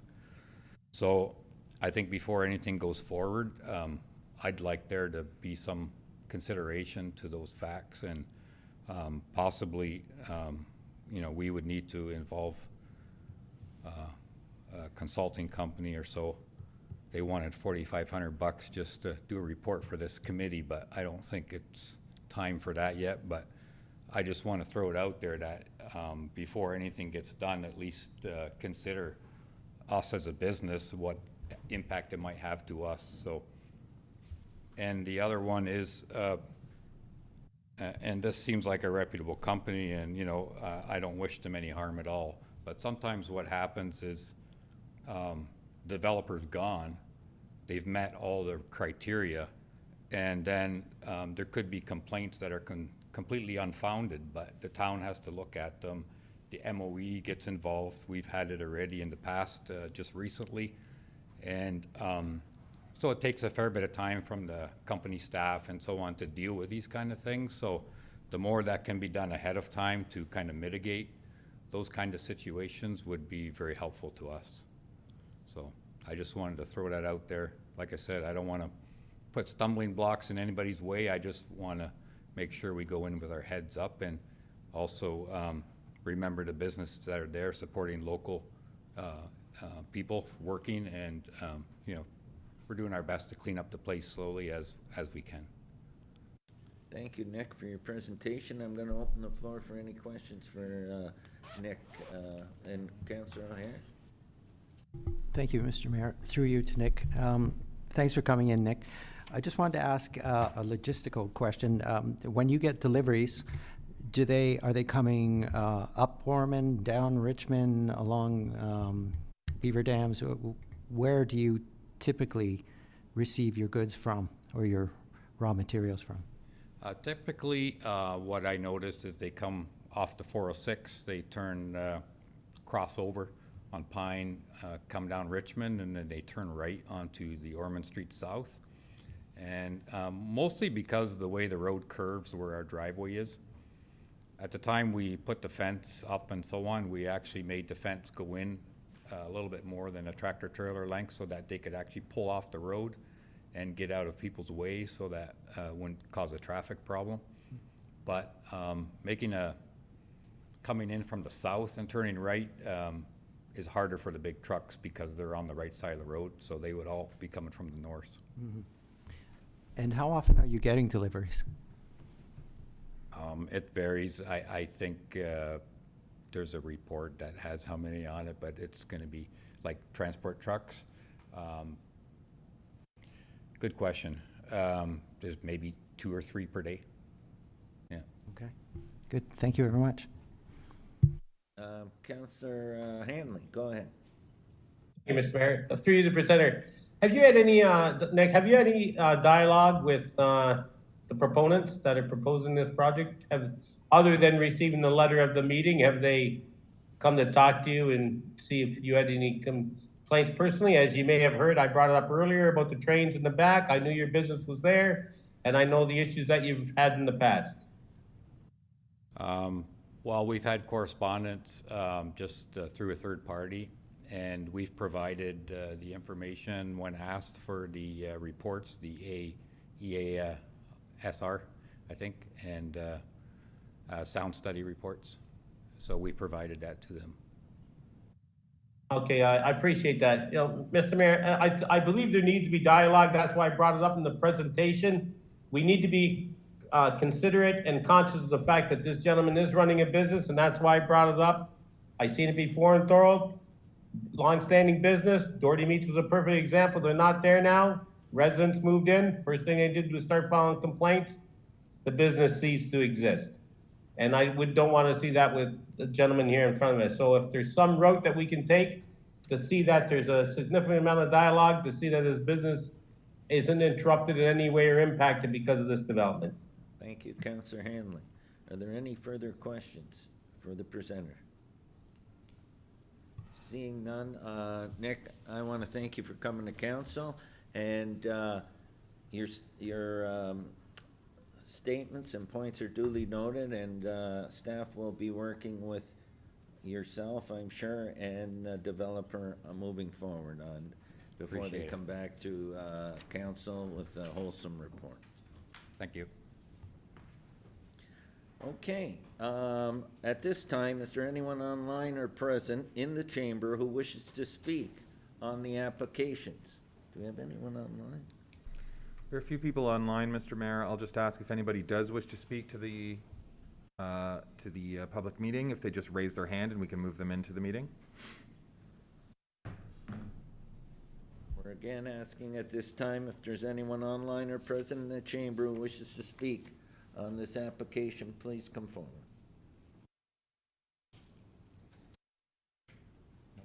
No? Okay, I'll say one more time. At this time, is there anyone online or present in the chamber that wishes to speak to this application? And I'm told there is no one. Okay. Now we'll move on to the planning report, 1131 DS 13 2024. Report DS 1324 is only presented to council for information purposes. It is currently open for questions and comment from members of City Council. Please note all comments will be captured by city staff and incorporated into the final report, which will be brought forward to future council meeting for consideration. So the report's on the floor. Can I get a mover and a seconder for the report? Councillor Sentence and Councillor Decker. Is there anyone at this time from council that wishes to ask questions or make comment regarding the report?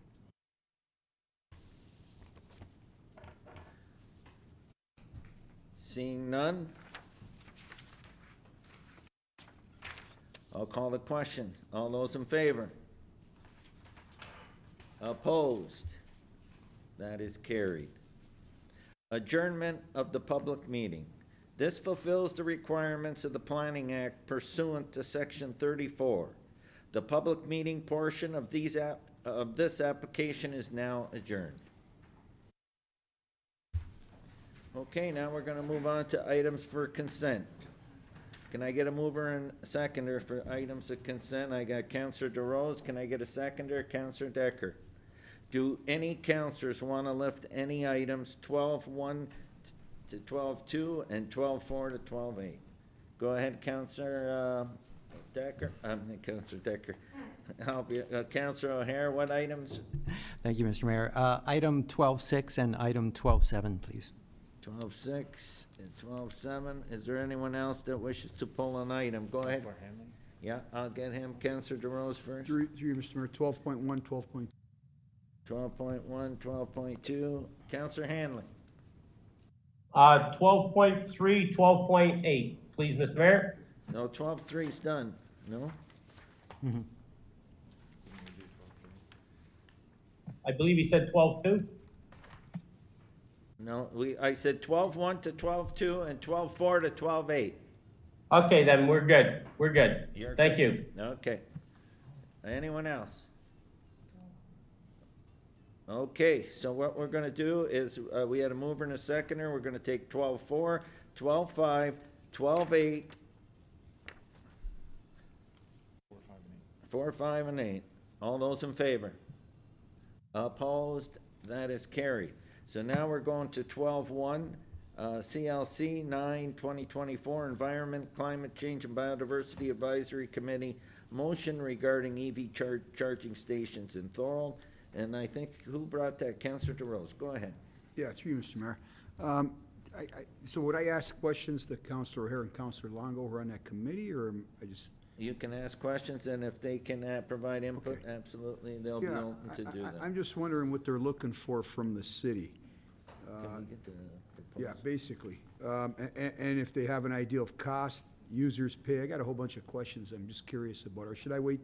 Well, let's get it up. So yeah, just through you, Mr. Mayor, at present, what's being asked is that staff be directed to prepare a report concerning the options for the city of Thorold, and that this be included in part of the strategic plan development process. Okay, can I ask staff a question? Yes, you can. Go Okay, ahead. so Who- to whatever staff can answer, just are there examples of charging stations being funded by municipal taxpayers? That's my first question. Who wants to answer that? Jeff, did you want to tackle that, or? Mr. Mayor, I witnessed the presentation, but I'm sorry, we haven't started any research on this until we get council's direction, so I don't know the answer, sorry. Okay, yeah, there's a whole bunch of stuff I would love to have answered, but I guess I can wait for a report. And I just want everybody to know, I've done some research on it, and the lifespan of these charging stations is 1 to 15 years. So I just want us to be cognizant of that. I know, I just had a site up, I was showing Councilor Longo, EV Charge Ontario from the provincial government, but they say, and they support and help financially, but they're already tapped out. They don't have any money left for any new requests this year. So I'm just wondering what it's gonna cost taxpayers, so if you can put that in the report. Do users pay the cost? Is the company reputable? I've Googled some other companies, and they've been having major financial problems because of the business model that they're representing. So just yeah, if you can answer that. I just have a hard time with municipal taxpayers paying for stations driven by EV drivers, which most of the EV drivers are upper middle class to upper class. So I have a hard time for the lower income people. The average salary in Thorold's, I want to say 47 to 58,000. So anyway, just my opinion, but if definitely the cost is going to be a big one for me, and also where would the money come from if that's what they're looking for. I don't know what this company's looking for. You know, if they're going to put them in and make the profit from people paying for them. But I definitely, as a taxpayer, I'm never going to own an EV, so I don't feel that I should have to pay for someone else's. That's like asking a municipality to pay for a gas station. Just my opinion. Councilor DeAngelo. Yeah, I appreciate all the work that committees do, but sometimes when we get motions like this, asking for us to direct staff to look at EV charging options in the city of Thorold and then include this in our strategic plan development. I sort of see that backwards.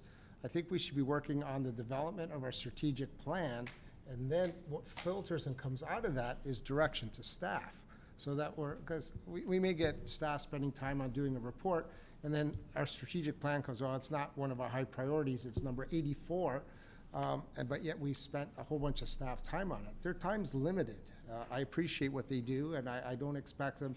We see a lot of requests for staff reports, and all of a sudden, which one gets priority? And there's going to be a huge list. There's probably outstanding staff reports now that aren't being accomplished because they keep getting more inundated to them.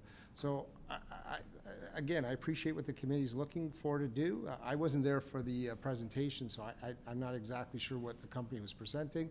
It's impossible for all the counselors to be on every single committee all the time, seeing every presentation. So the advisory committees can do a good job for us. But I think that's why I've been a strong proponent of putting our strategic plan in place, and then that gives direction to staff, it gives direction to council, and it gives direction where we're going to be funding stuff, because as we move forward, those are going to be our priorities. Right now, we don't have priorities set from our strategic plan, so all these requests are just piling on. But if I can change the wording on that, I would put it the opposite way, that it's part of the city's strategic plan development, and then the report may come out of that after we have discussion, but I'm not sure if I can alter a recommendation that comes from a committee. But that's just my viewpoint. So I'll ask the clerk. yeah, so Mr. Mayor, anyone on council can amend the motion. It's council's motion. This is just a recommendation of the committee. So if you'd like to put forward the motion, it would be that the item be referred to strategic plan development. That would suit me well. Very simple to do it that way. Yeah. And it's not being lost on what the committee's looking for us, but I think we just need to put our priorities in place from a whole council collective. Thank you. I got Councillor Hanley first. Councillor, I can't hear you. Okay. Thank you, Mr. Mayor. First off, we have a procurement policy in the city of Thorold, and this is like a request for proposals going out from a company called Flow to the city of Thorold. When did council give direction for city staff to go out and get a proposal for EV charging stations? I ask that because there's a city of Thorold logo right there. And I do know in the past that to use the city of Thorold logo would have to be something that was a directive of the city and not private enterprise, because I know it's illegal to use someone's logo, you may say. There's copyright infringements. So first of all, I appreciate the group, you might say, but it seems that committees of council are now doing directives without coming to council first. I didn't ask for this here Flow company to come and do it. There's more companies out there. Why didn't we put out a request for proposals to get more? Did a city councilor go and find this company? If so, that's not following council procedure either. That's going outside your realm of council and your duties as a councilor, because no singular councilor has the authority to solicit something like this here without the consent of council. Also, I do have concerns, as Councillor DeRose has said. Are councils aware how big these units are? You know, they can be anywhere from 150 kilowatts to up to 350 kilowatts maximum. And one actually is enough when used to power 30 homes. Who's going to pay for it? Statistically, there's only 5.3 of total registrations in automobiles last year, which represents 3% of the population. And the fact is EV sales only went up 0.7% over the last year. And as Councillor DeRose pointed out, there's 90 electric vehicle models for sale in Canada, and the average cost is $82,000, and the average salary of a Canadian is only $59,300. And the fact of the matter is, right now, that only represents 1 in 5, and nationwide right now, the supply of electric vehicles is swelling at 350%, triple the average. So at this time, I agree with Councillor DeAnge, it needs to become before the strategic plan and not pushed through like it's being pushed through type of way, because it's almost like It's laying the foundation for more UN directives to be pushed through, because this is where this is all coming from, the United Nations and their directives going back to 1994, I think it was. If council's not aware of it, that's where it comes from. So Councilor So I Hanley, have, that's, I have concerns with it. So I so that's believe we why need to do it's as being Councilor referred to D'Angelo strategic says. plan. But anyway, did Councilor Longo did you want to speak on that? I seen your hand up. Yeah, thank you, Mr. Mayor. Just a few things I want to point out. It was neither member of council on this committee who brought this forward. It was done by, I believe the chair brought it forward. The fact that the City of Thorold logo is on here, coming from a sales background, this is done a lot, where the company would put their logo when doing a presentation. So just to let Councilor Hanley know, this wasn't anybody trying to pick one company or fast track anything. It was just a discussion on EV chargers throughout the community, whether they would be a revenue source for the city in installing them, or whether someday, which I guess some people may want to deny, but the City of Thorold will have electric vehicles someday, and we'll need our own chargers. So I just want to clear those few things up. I'm not saying now's the right time, but it will happen. But I do agree with what Councilor D'Angelo says. We should probably just refer this to the strategic plan. And I think This is that- something we have to look at for the future. So if, And I think the clerk's made the necessary changes for that directive, correct? That's where it's gonna get referred to. Okay, so, Mayor, just Yeah. want to point out one thing. The city already owns an electric vehicle. So, you know, I know some people don't want to hear that that's the way things are going to progress, but we've already started, right? So, thank you. and maybe we'll turn back, but that's the direction we're going. So we can see here that, that the consideration of EV charging Yeah, and just before we go forward with that, Mr. Mayor, is this a friendly, I guess is the first question, and that would go back If you have a mover and a to, seconder, is that a friendly amendment? So that, otherwise we have to vote on yep, it. okay, yep, thank you. Go ahead, Councilor O'Hare. Thank you, Mr. Mayor. I just want to add to what Councillor Longo said. This presenter approached the Environment Committee to educate. That's really all it is here. And if you read the resolution, you can see that it's not stating that we have to have any contact or relationship with this particular business. This person came, gave us a brief outline of what we might be looking at, and filled in some blanks for people, which was great. And from there, as you can see, it's more to figure out some options for the future, and definitely putting it into the strategic plan makes a lot of sense. Okay, so you see the changes and the amendments there. Is there any further discussion? Go ahead, Councilor Thorold. Okay, Mr. Mayor, I kind of still have a problem with this. I would think that staff would prepare a report. If we're getting this, if we're getting it from the people that are doing the strategic plan, that's an outside entity. And I just, But during the strategic plan, that could be the directive of where we're heading. But- oh, yeah, go ahead, Manoj, sorry. Sure, Mr. Mayor, strategic plan, the consultant will consult members of council And staff. and staff as well. So there'll be discussion. Because we're a unique community, right? And these guys deal with different communities every day. I think staff would know our community's needs more than an outside entity. That's why I would have just amended it. I'll go along with it, but I would have just amended it to say, staff prepare a report. Well, we talked about that, and that was what come out, and that was a friendly amendment, that it go to strategic plan. Okay. Okay? Thank you. So, that was the directive from the floor. Okay? And it was, and it was declared to be a friendly amendment. Okay? Mr. Mayor, can I just ask one thing, that if committees are going to have presentations brought before them, that members of council that aren't members of those committees be notified, so that maybe we could sit in on the presentation and be aware of what their goals are or what their objectives are, so we're all on the same page here, and we're all getting the same information and not second or third hand. Yeah, I'll just advise you, Mr. Mayor, that presentations and delegations come before committees quite regularly. All agendas are posted online, and we try to do so with a week ahead of time. I would strongly recommend all council members have a look at the website as these things get posted. If councilors would like to be included on circulation of agendas, we can certainly advise when something is posted. Okay. Thank you, appreciate it. And councilors, even if you don't sit on a committee, are welcome to join in. Okay. Okay, so that's the amended resolution. Is there any further discussion?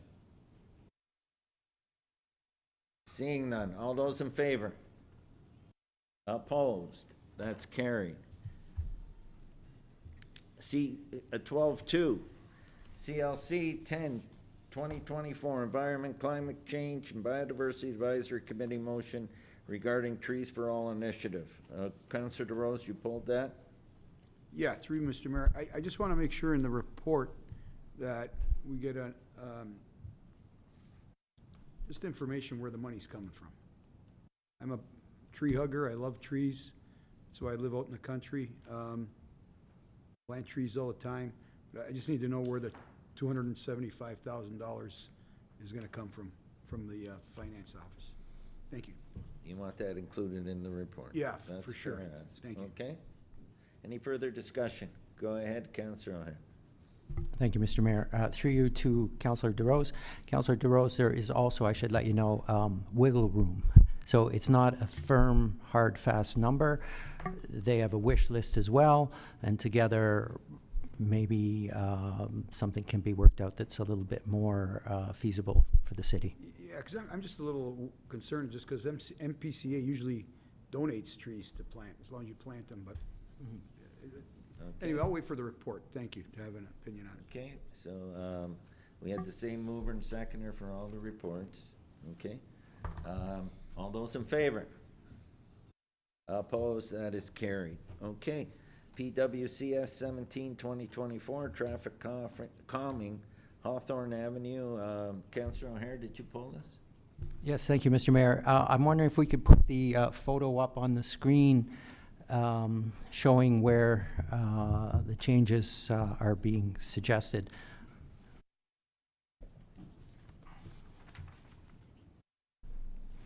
I took a drive through the neighborhood, and I think that one of the all-way stops is a little bit too close to Winterberry.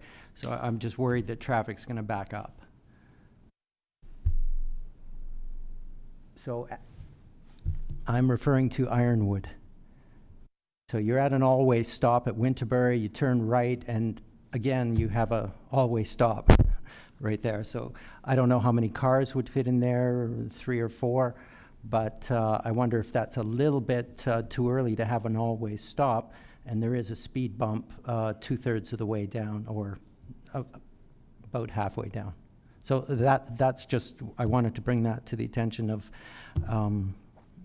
council and see if anyone else has something to say about that. Does staff want to speak to that?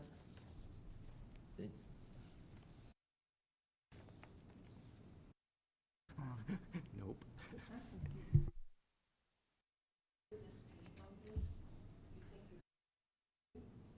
No, there's. Is there any comment from staff regarding that?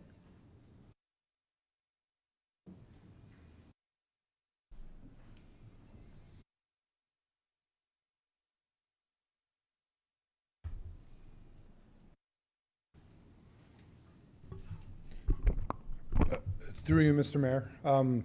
The reason we put the stop sign in at Ironwood, the all-way stop there, was because one of the complaints we received was people coming off of Winterberry and whipping around that corner on Ironwood. As a matter of fact, I believe the original complainant is actually on Ironwood. That was the only reason we put it in there. It'll probably work without it.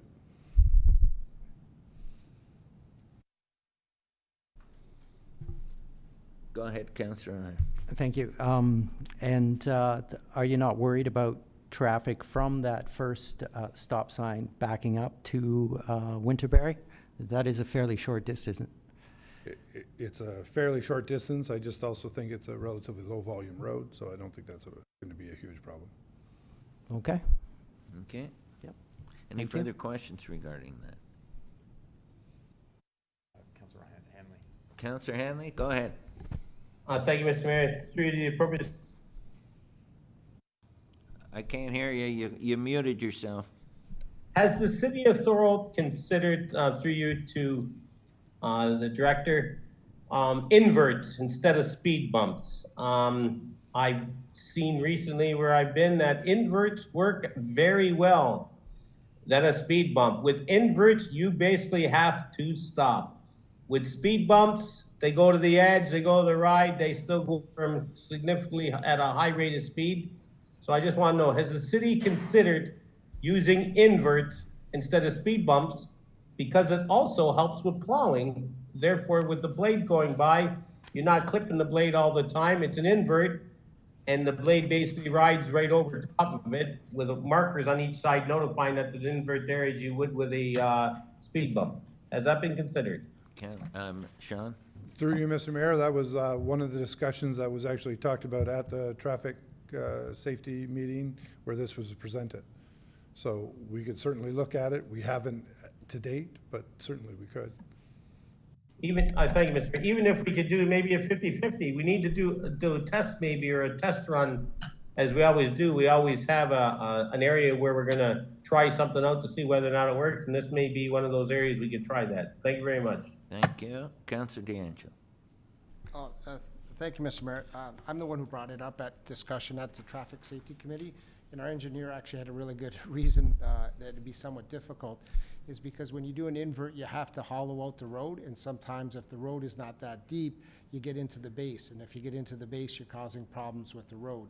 So it's a bit of an engineering. You can't just put them everywhere, but the point I was going to bring up is when we're looking at building subdivisions and we're looking at some roads, this is, as they're building the road, this is where you should be looking at putting the invert in, because then you could build a bigger base in that section and support it well, so you don't have an issue with the road. So I'll let the engineer correct me if I'm incorrect, but I think that was the discussion that we had. We liked that idea, but we had some constraints. So, but moving forward, we can look at future roads as they're being constructed. Thank you. Or reconstructed. Just one other thing, if I could, I'd like to talk with Mr. Dunsmore, and I'm back in the area because I could see what they've engineered where I'm at right now, and even if you take it out, how you could rectify that concern. Okay, Councillor Hanley, thank you. Any further discussion regarding this? Go ahead, Councillor. Yeah, this one just popped in my head as we're having a discussion here. I know we do a lot of speed bumps and we do a lot of stop signs, and they're becoming more prevalent all over the community. I'd like to see us maybe go back in a year and do a bit of review to see if they're actually working. Is there a traffic backlog happening? So we need to do some of that piloting so that we're making the right decisions, because again, I've seen it on specifically Thorold Avenue. You put in a speed hump and then it comes out later, 2 years later. Or I'm maybe exaggerating on the time length, but I think we need to make sure what we're trying to accomplish is being accomplished. And I think maybe a bit of a survey or some follow-up in a year from now to see if it's actually working. I'm not saying specifically this, but maybe pilot a couple of areas where we're putting some traffic calming measures to verify that they're working and doing what the residents want in the local area. Sean, did you want to comment? Yeah, through you, Mr. Mayor, we do go back and do a speed study to make sure that it's having the desired effect, meaning reducing the speed. We don't usually go back and have another PIC, only because then it would bring us back to council for reconsideration, but we certainly can. Mr. Mayor, if I could elaborate, I'm not really looking for maybe another PIC, but maybe we have just a report on communications. If we could do a survey and just survey the residents in the area and how they feel the traffic calming measures are working, to get some feedback. That doesn't necessarily lead to changes, but it'd be good to get some feedback besides the traffic flow. So again, just communicating with our residents to make sure we're trying to meet their needs and working with them, not just plopping it there and then moving on. Thank you. Thank you. Point well taken. Okay. So we have that before council. All those in favor? Opposed? That is carried. Okay, so now we're on to 12.7, which is PWCS 182024, traffic calming Niagara Falls Road, and I think Councillor O'Hare brought this. Thank you, Mr. Mayor. Through you, if I could ask that we also pull up the photo and map of Niagara Falls Road.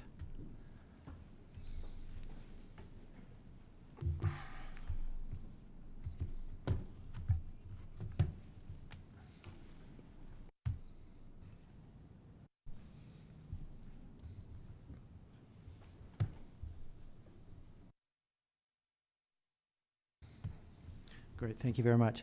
So as you can see here, we have plenty of postings, markings throughout this long stretch from Highway 58. And as much as I love all these additions,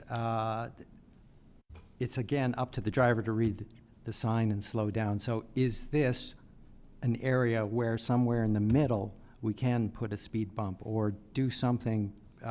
Because I'm not so sure if all these posted signs are really going to change speeders coming from Highway 58 down Niagara Falls Road. It's quite a stretch, so it's easy to step on the gas.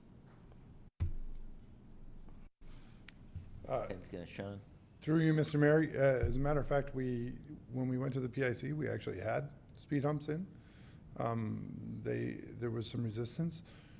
Part of that is to do with the industrial area to the north of Niagara Falls Road there. The transport trucks will actually cause more noise because they have to slow down and speed back up. That was why we went with this approach.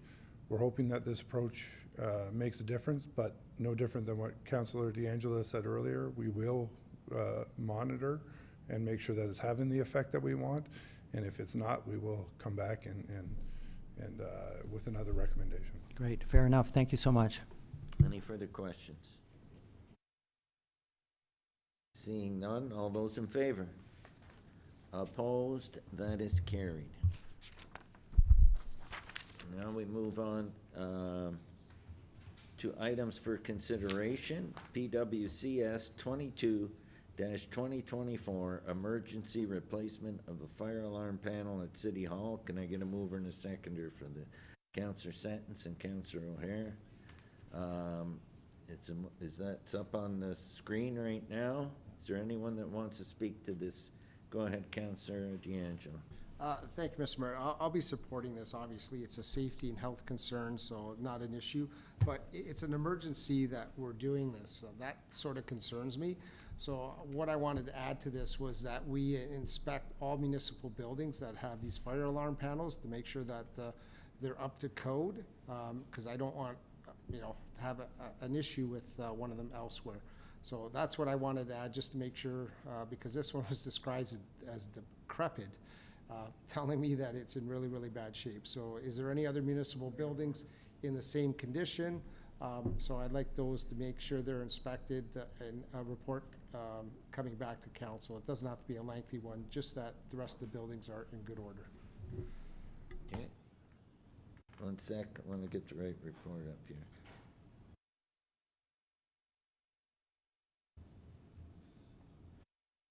Okay. Okay, that's the item for consideration. I got a mover and a seconder. All those in favor? Opposed? That is carried. Mr. Mayor, have you added the amendment that I brought forward? I thought that, is that, 1 sec. So we hadn't added that yet. We can go back and do that if there's a motion. I don't know if staff have a comment on that, whether it's something that has been done or considered. But if you want to go through and add it as a motion, we can, or an amendment, you just need a seconder. Yeah. First of all, let me ask staff, is that something we're already doing or not?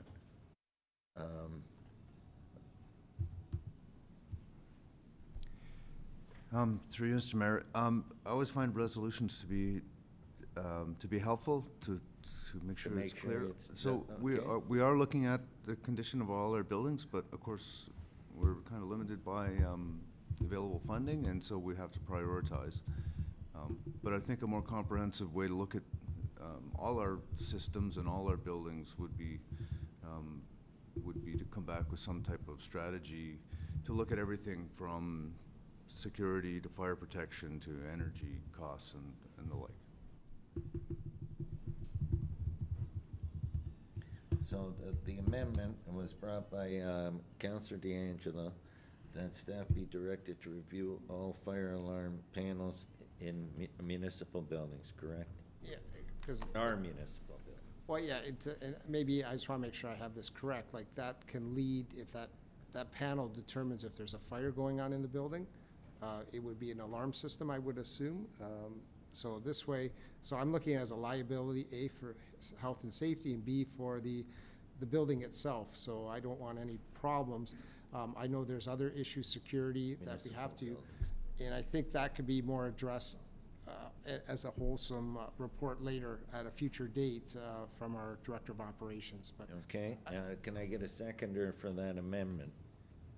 I need a seconder. I got Councillor Sentence. So we're gonna vote on the amendment, then we'll go back and vote on the overall. Yep. Correct? Okay. So the amendment is, been there. We have a mover and a seconder. Staff be directed to review fire alarm panels in all municipal buildings. I had a mover and a seconder. All those in favor? Opposed? That's carried. And now we go back and vote on the motion as a whole. Okay, and we have the same, we go back to the original? You have it on the floor, so. Okay. All those in favor? Opposed? That is carried. Okay. Up next, we have 13.2, CAO 3, 2024. Black Creek Metals Gateway CIP Tax Increment Grant Application. Can I get a mover and a seconder for this? And then we'll ask, I got Councillor Decker and Councillor Sentence. Now the motion's on the floor. It's on the floor, open for questions. To either Ken or to our CAO. Ken Schulten's here from Economic Development. Does anyone want to speak to this? Seeing none, all those in favor? Opposed? That is carried. Okay. 13.3, which was added when we did the amended agenda, and that's the motion from the public forum. Can we, we're going to get this up now. Okay, and we can read it and make sure everybody's happy with it. That staff be directed to prepare a report with respect to enforcement measures taken in October 2023 by city staff and city agents regarding 13210 Lundy's Lane, Thorold, and that this report include recommendations from staff. I have a mover, Councillor D'Angelo, and a seconder. And then we can speak to the motion. Councillor O'Hare. Okay, go ahead, Councillor D'Angelo. Thank you, Mr. Mayor. That was earlier this evening. We had that public forum meeting. And there was a lot of questions that were asked at this time. So it'll take a bit of time for staff to put a report to come back to council. So one of the items I mentioned during that time frame, because of the difference of what we were hearing from the owner compared to our staff, I wanted to put a hold on any interest charges because there's an outstanding invoice until we get the staff report and then deal with it. So the interest charges are on hold from, I guess, I don't know, to this date until we get that report. And then we could deal with it at that point in time. But at least the interest charge will be put on hold. And also any collections issues that may result in not collecting the money until we have that staff report where council makes a decision on what's happening. Did you want to speak to that, Maria? Through Mr. Mayor, just to clarify, if this is a corporation or company, you cannot suspend interest charges because doing so would be bonusing. Thank you.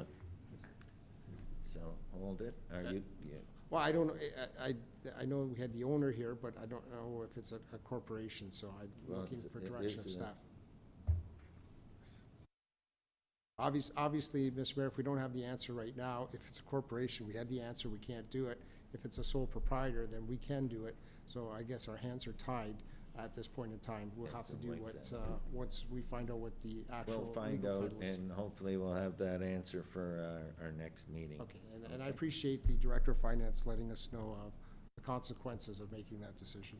Okay, so the motion there, you've read it, everybody's seen it. That come out of the public forum meeting, which has to be voted on in the council meeting. We have a mover and a seconder. All those in favor? Opposed? That is carried. Okay, before we go, what's next? We go into There's close. some motions, you've got Councillor O'Hare. Notices of motion. Go ahead, Councillor O'Hare. Thank you, Mr. Mayor. I'm going to bring to council, next council meeting, a motion to, that's surrounding the topic of a hall wall of fame at City Hall. Or a display cabinet, you said. Or display cabinet, that's to be But determined. you can make details in the motion. Yep, yep, thank you.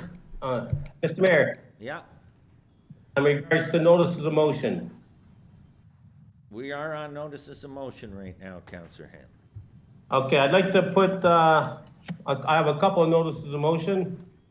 Seeing that we approved tonight, item 12.8 in regards to extending a contract with Enbridge Gas, I wanted to put a notice of motion in regards to supporting Enbridge Gas in the appeal to the OMB, the Ontario Energy Board decision, and their ruling in regards to the installation cost to consumers. Council may not be aware, but at one time, Enbridge made that repayment plan to consumers or purchasers of new homes over a 40-year term.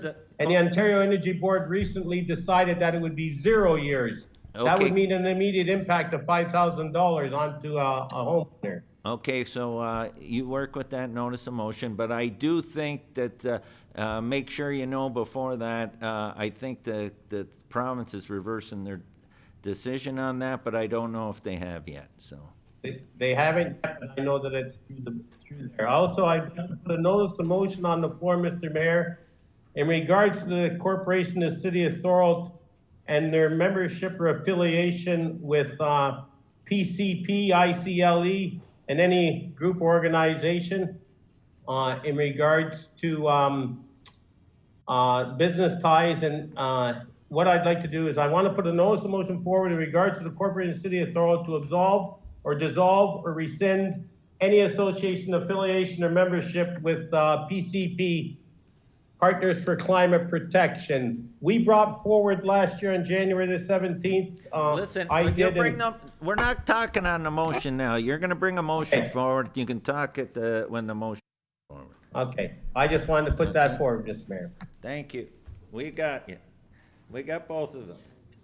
You're gonna work with staff and bring those motions forward, Council. Thank you. Okay. Notices of motion are done. I'm moving on now to closed session. Before I ask for a mover and a seconder to go into closed session, I would like to remind you of your obligations respecting closed session. Those who are participating electronically in the closed session must ensure that no other person is in the location in which they are taking part in the meeting, or make appropriate arrangements so that any other persons cannot see or hear any of the confidential deliberations taking place.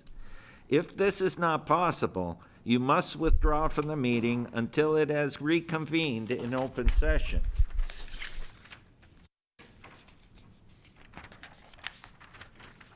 Sorry, it's on the screen, I can read it. Yeah, and I'll now turn the clerk over to explain why we're going into closed session. So the council do now move into closed session to receive confidential information respecting a matter respecting advice that is subject to solicitor-client privilege, including communications necessary for that purpose under section 239(2)(f) of the Municipal Act 2001, is related to the appeal of the City of Thorold's comprehensive zoning bylaw. A confidential verbal update on a proposed or pending acquisition or disposition of land by the municipality under section 239(2)(c) of the Municipal Act, 1 Thorold request. And those are the two reasons why we're going into closed session. Can I get a mover and a seconder to go into closed session? Councillor DeRose and Councillor O'Hare. All those in favor? Opposed? That is carried. So what we'll do is we'll take a few minutes because we have two people on remotely that have to log out and come in under the new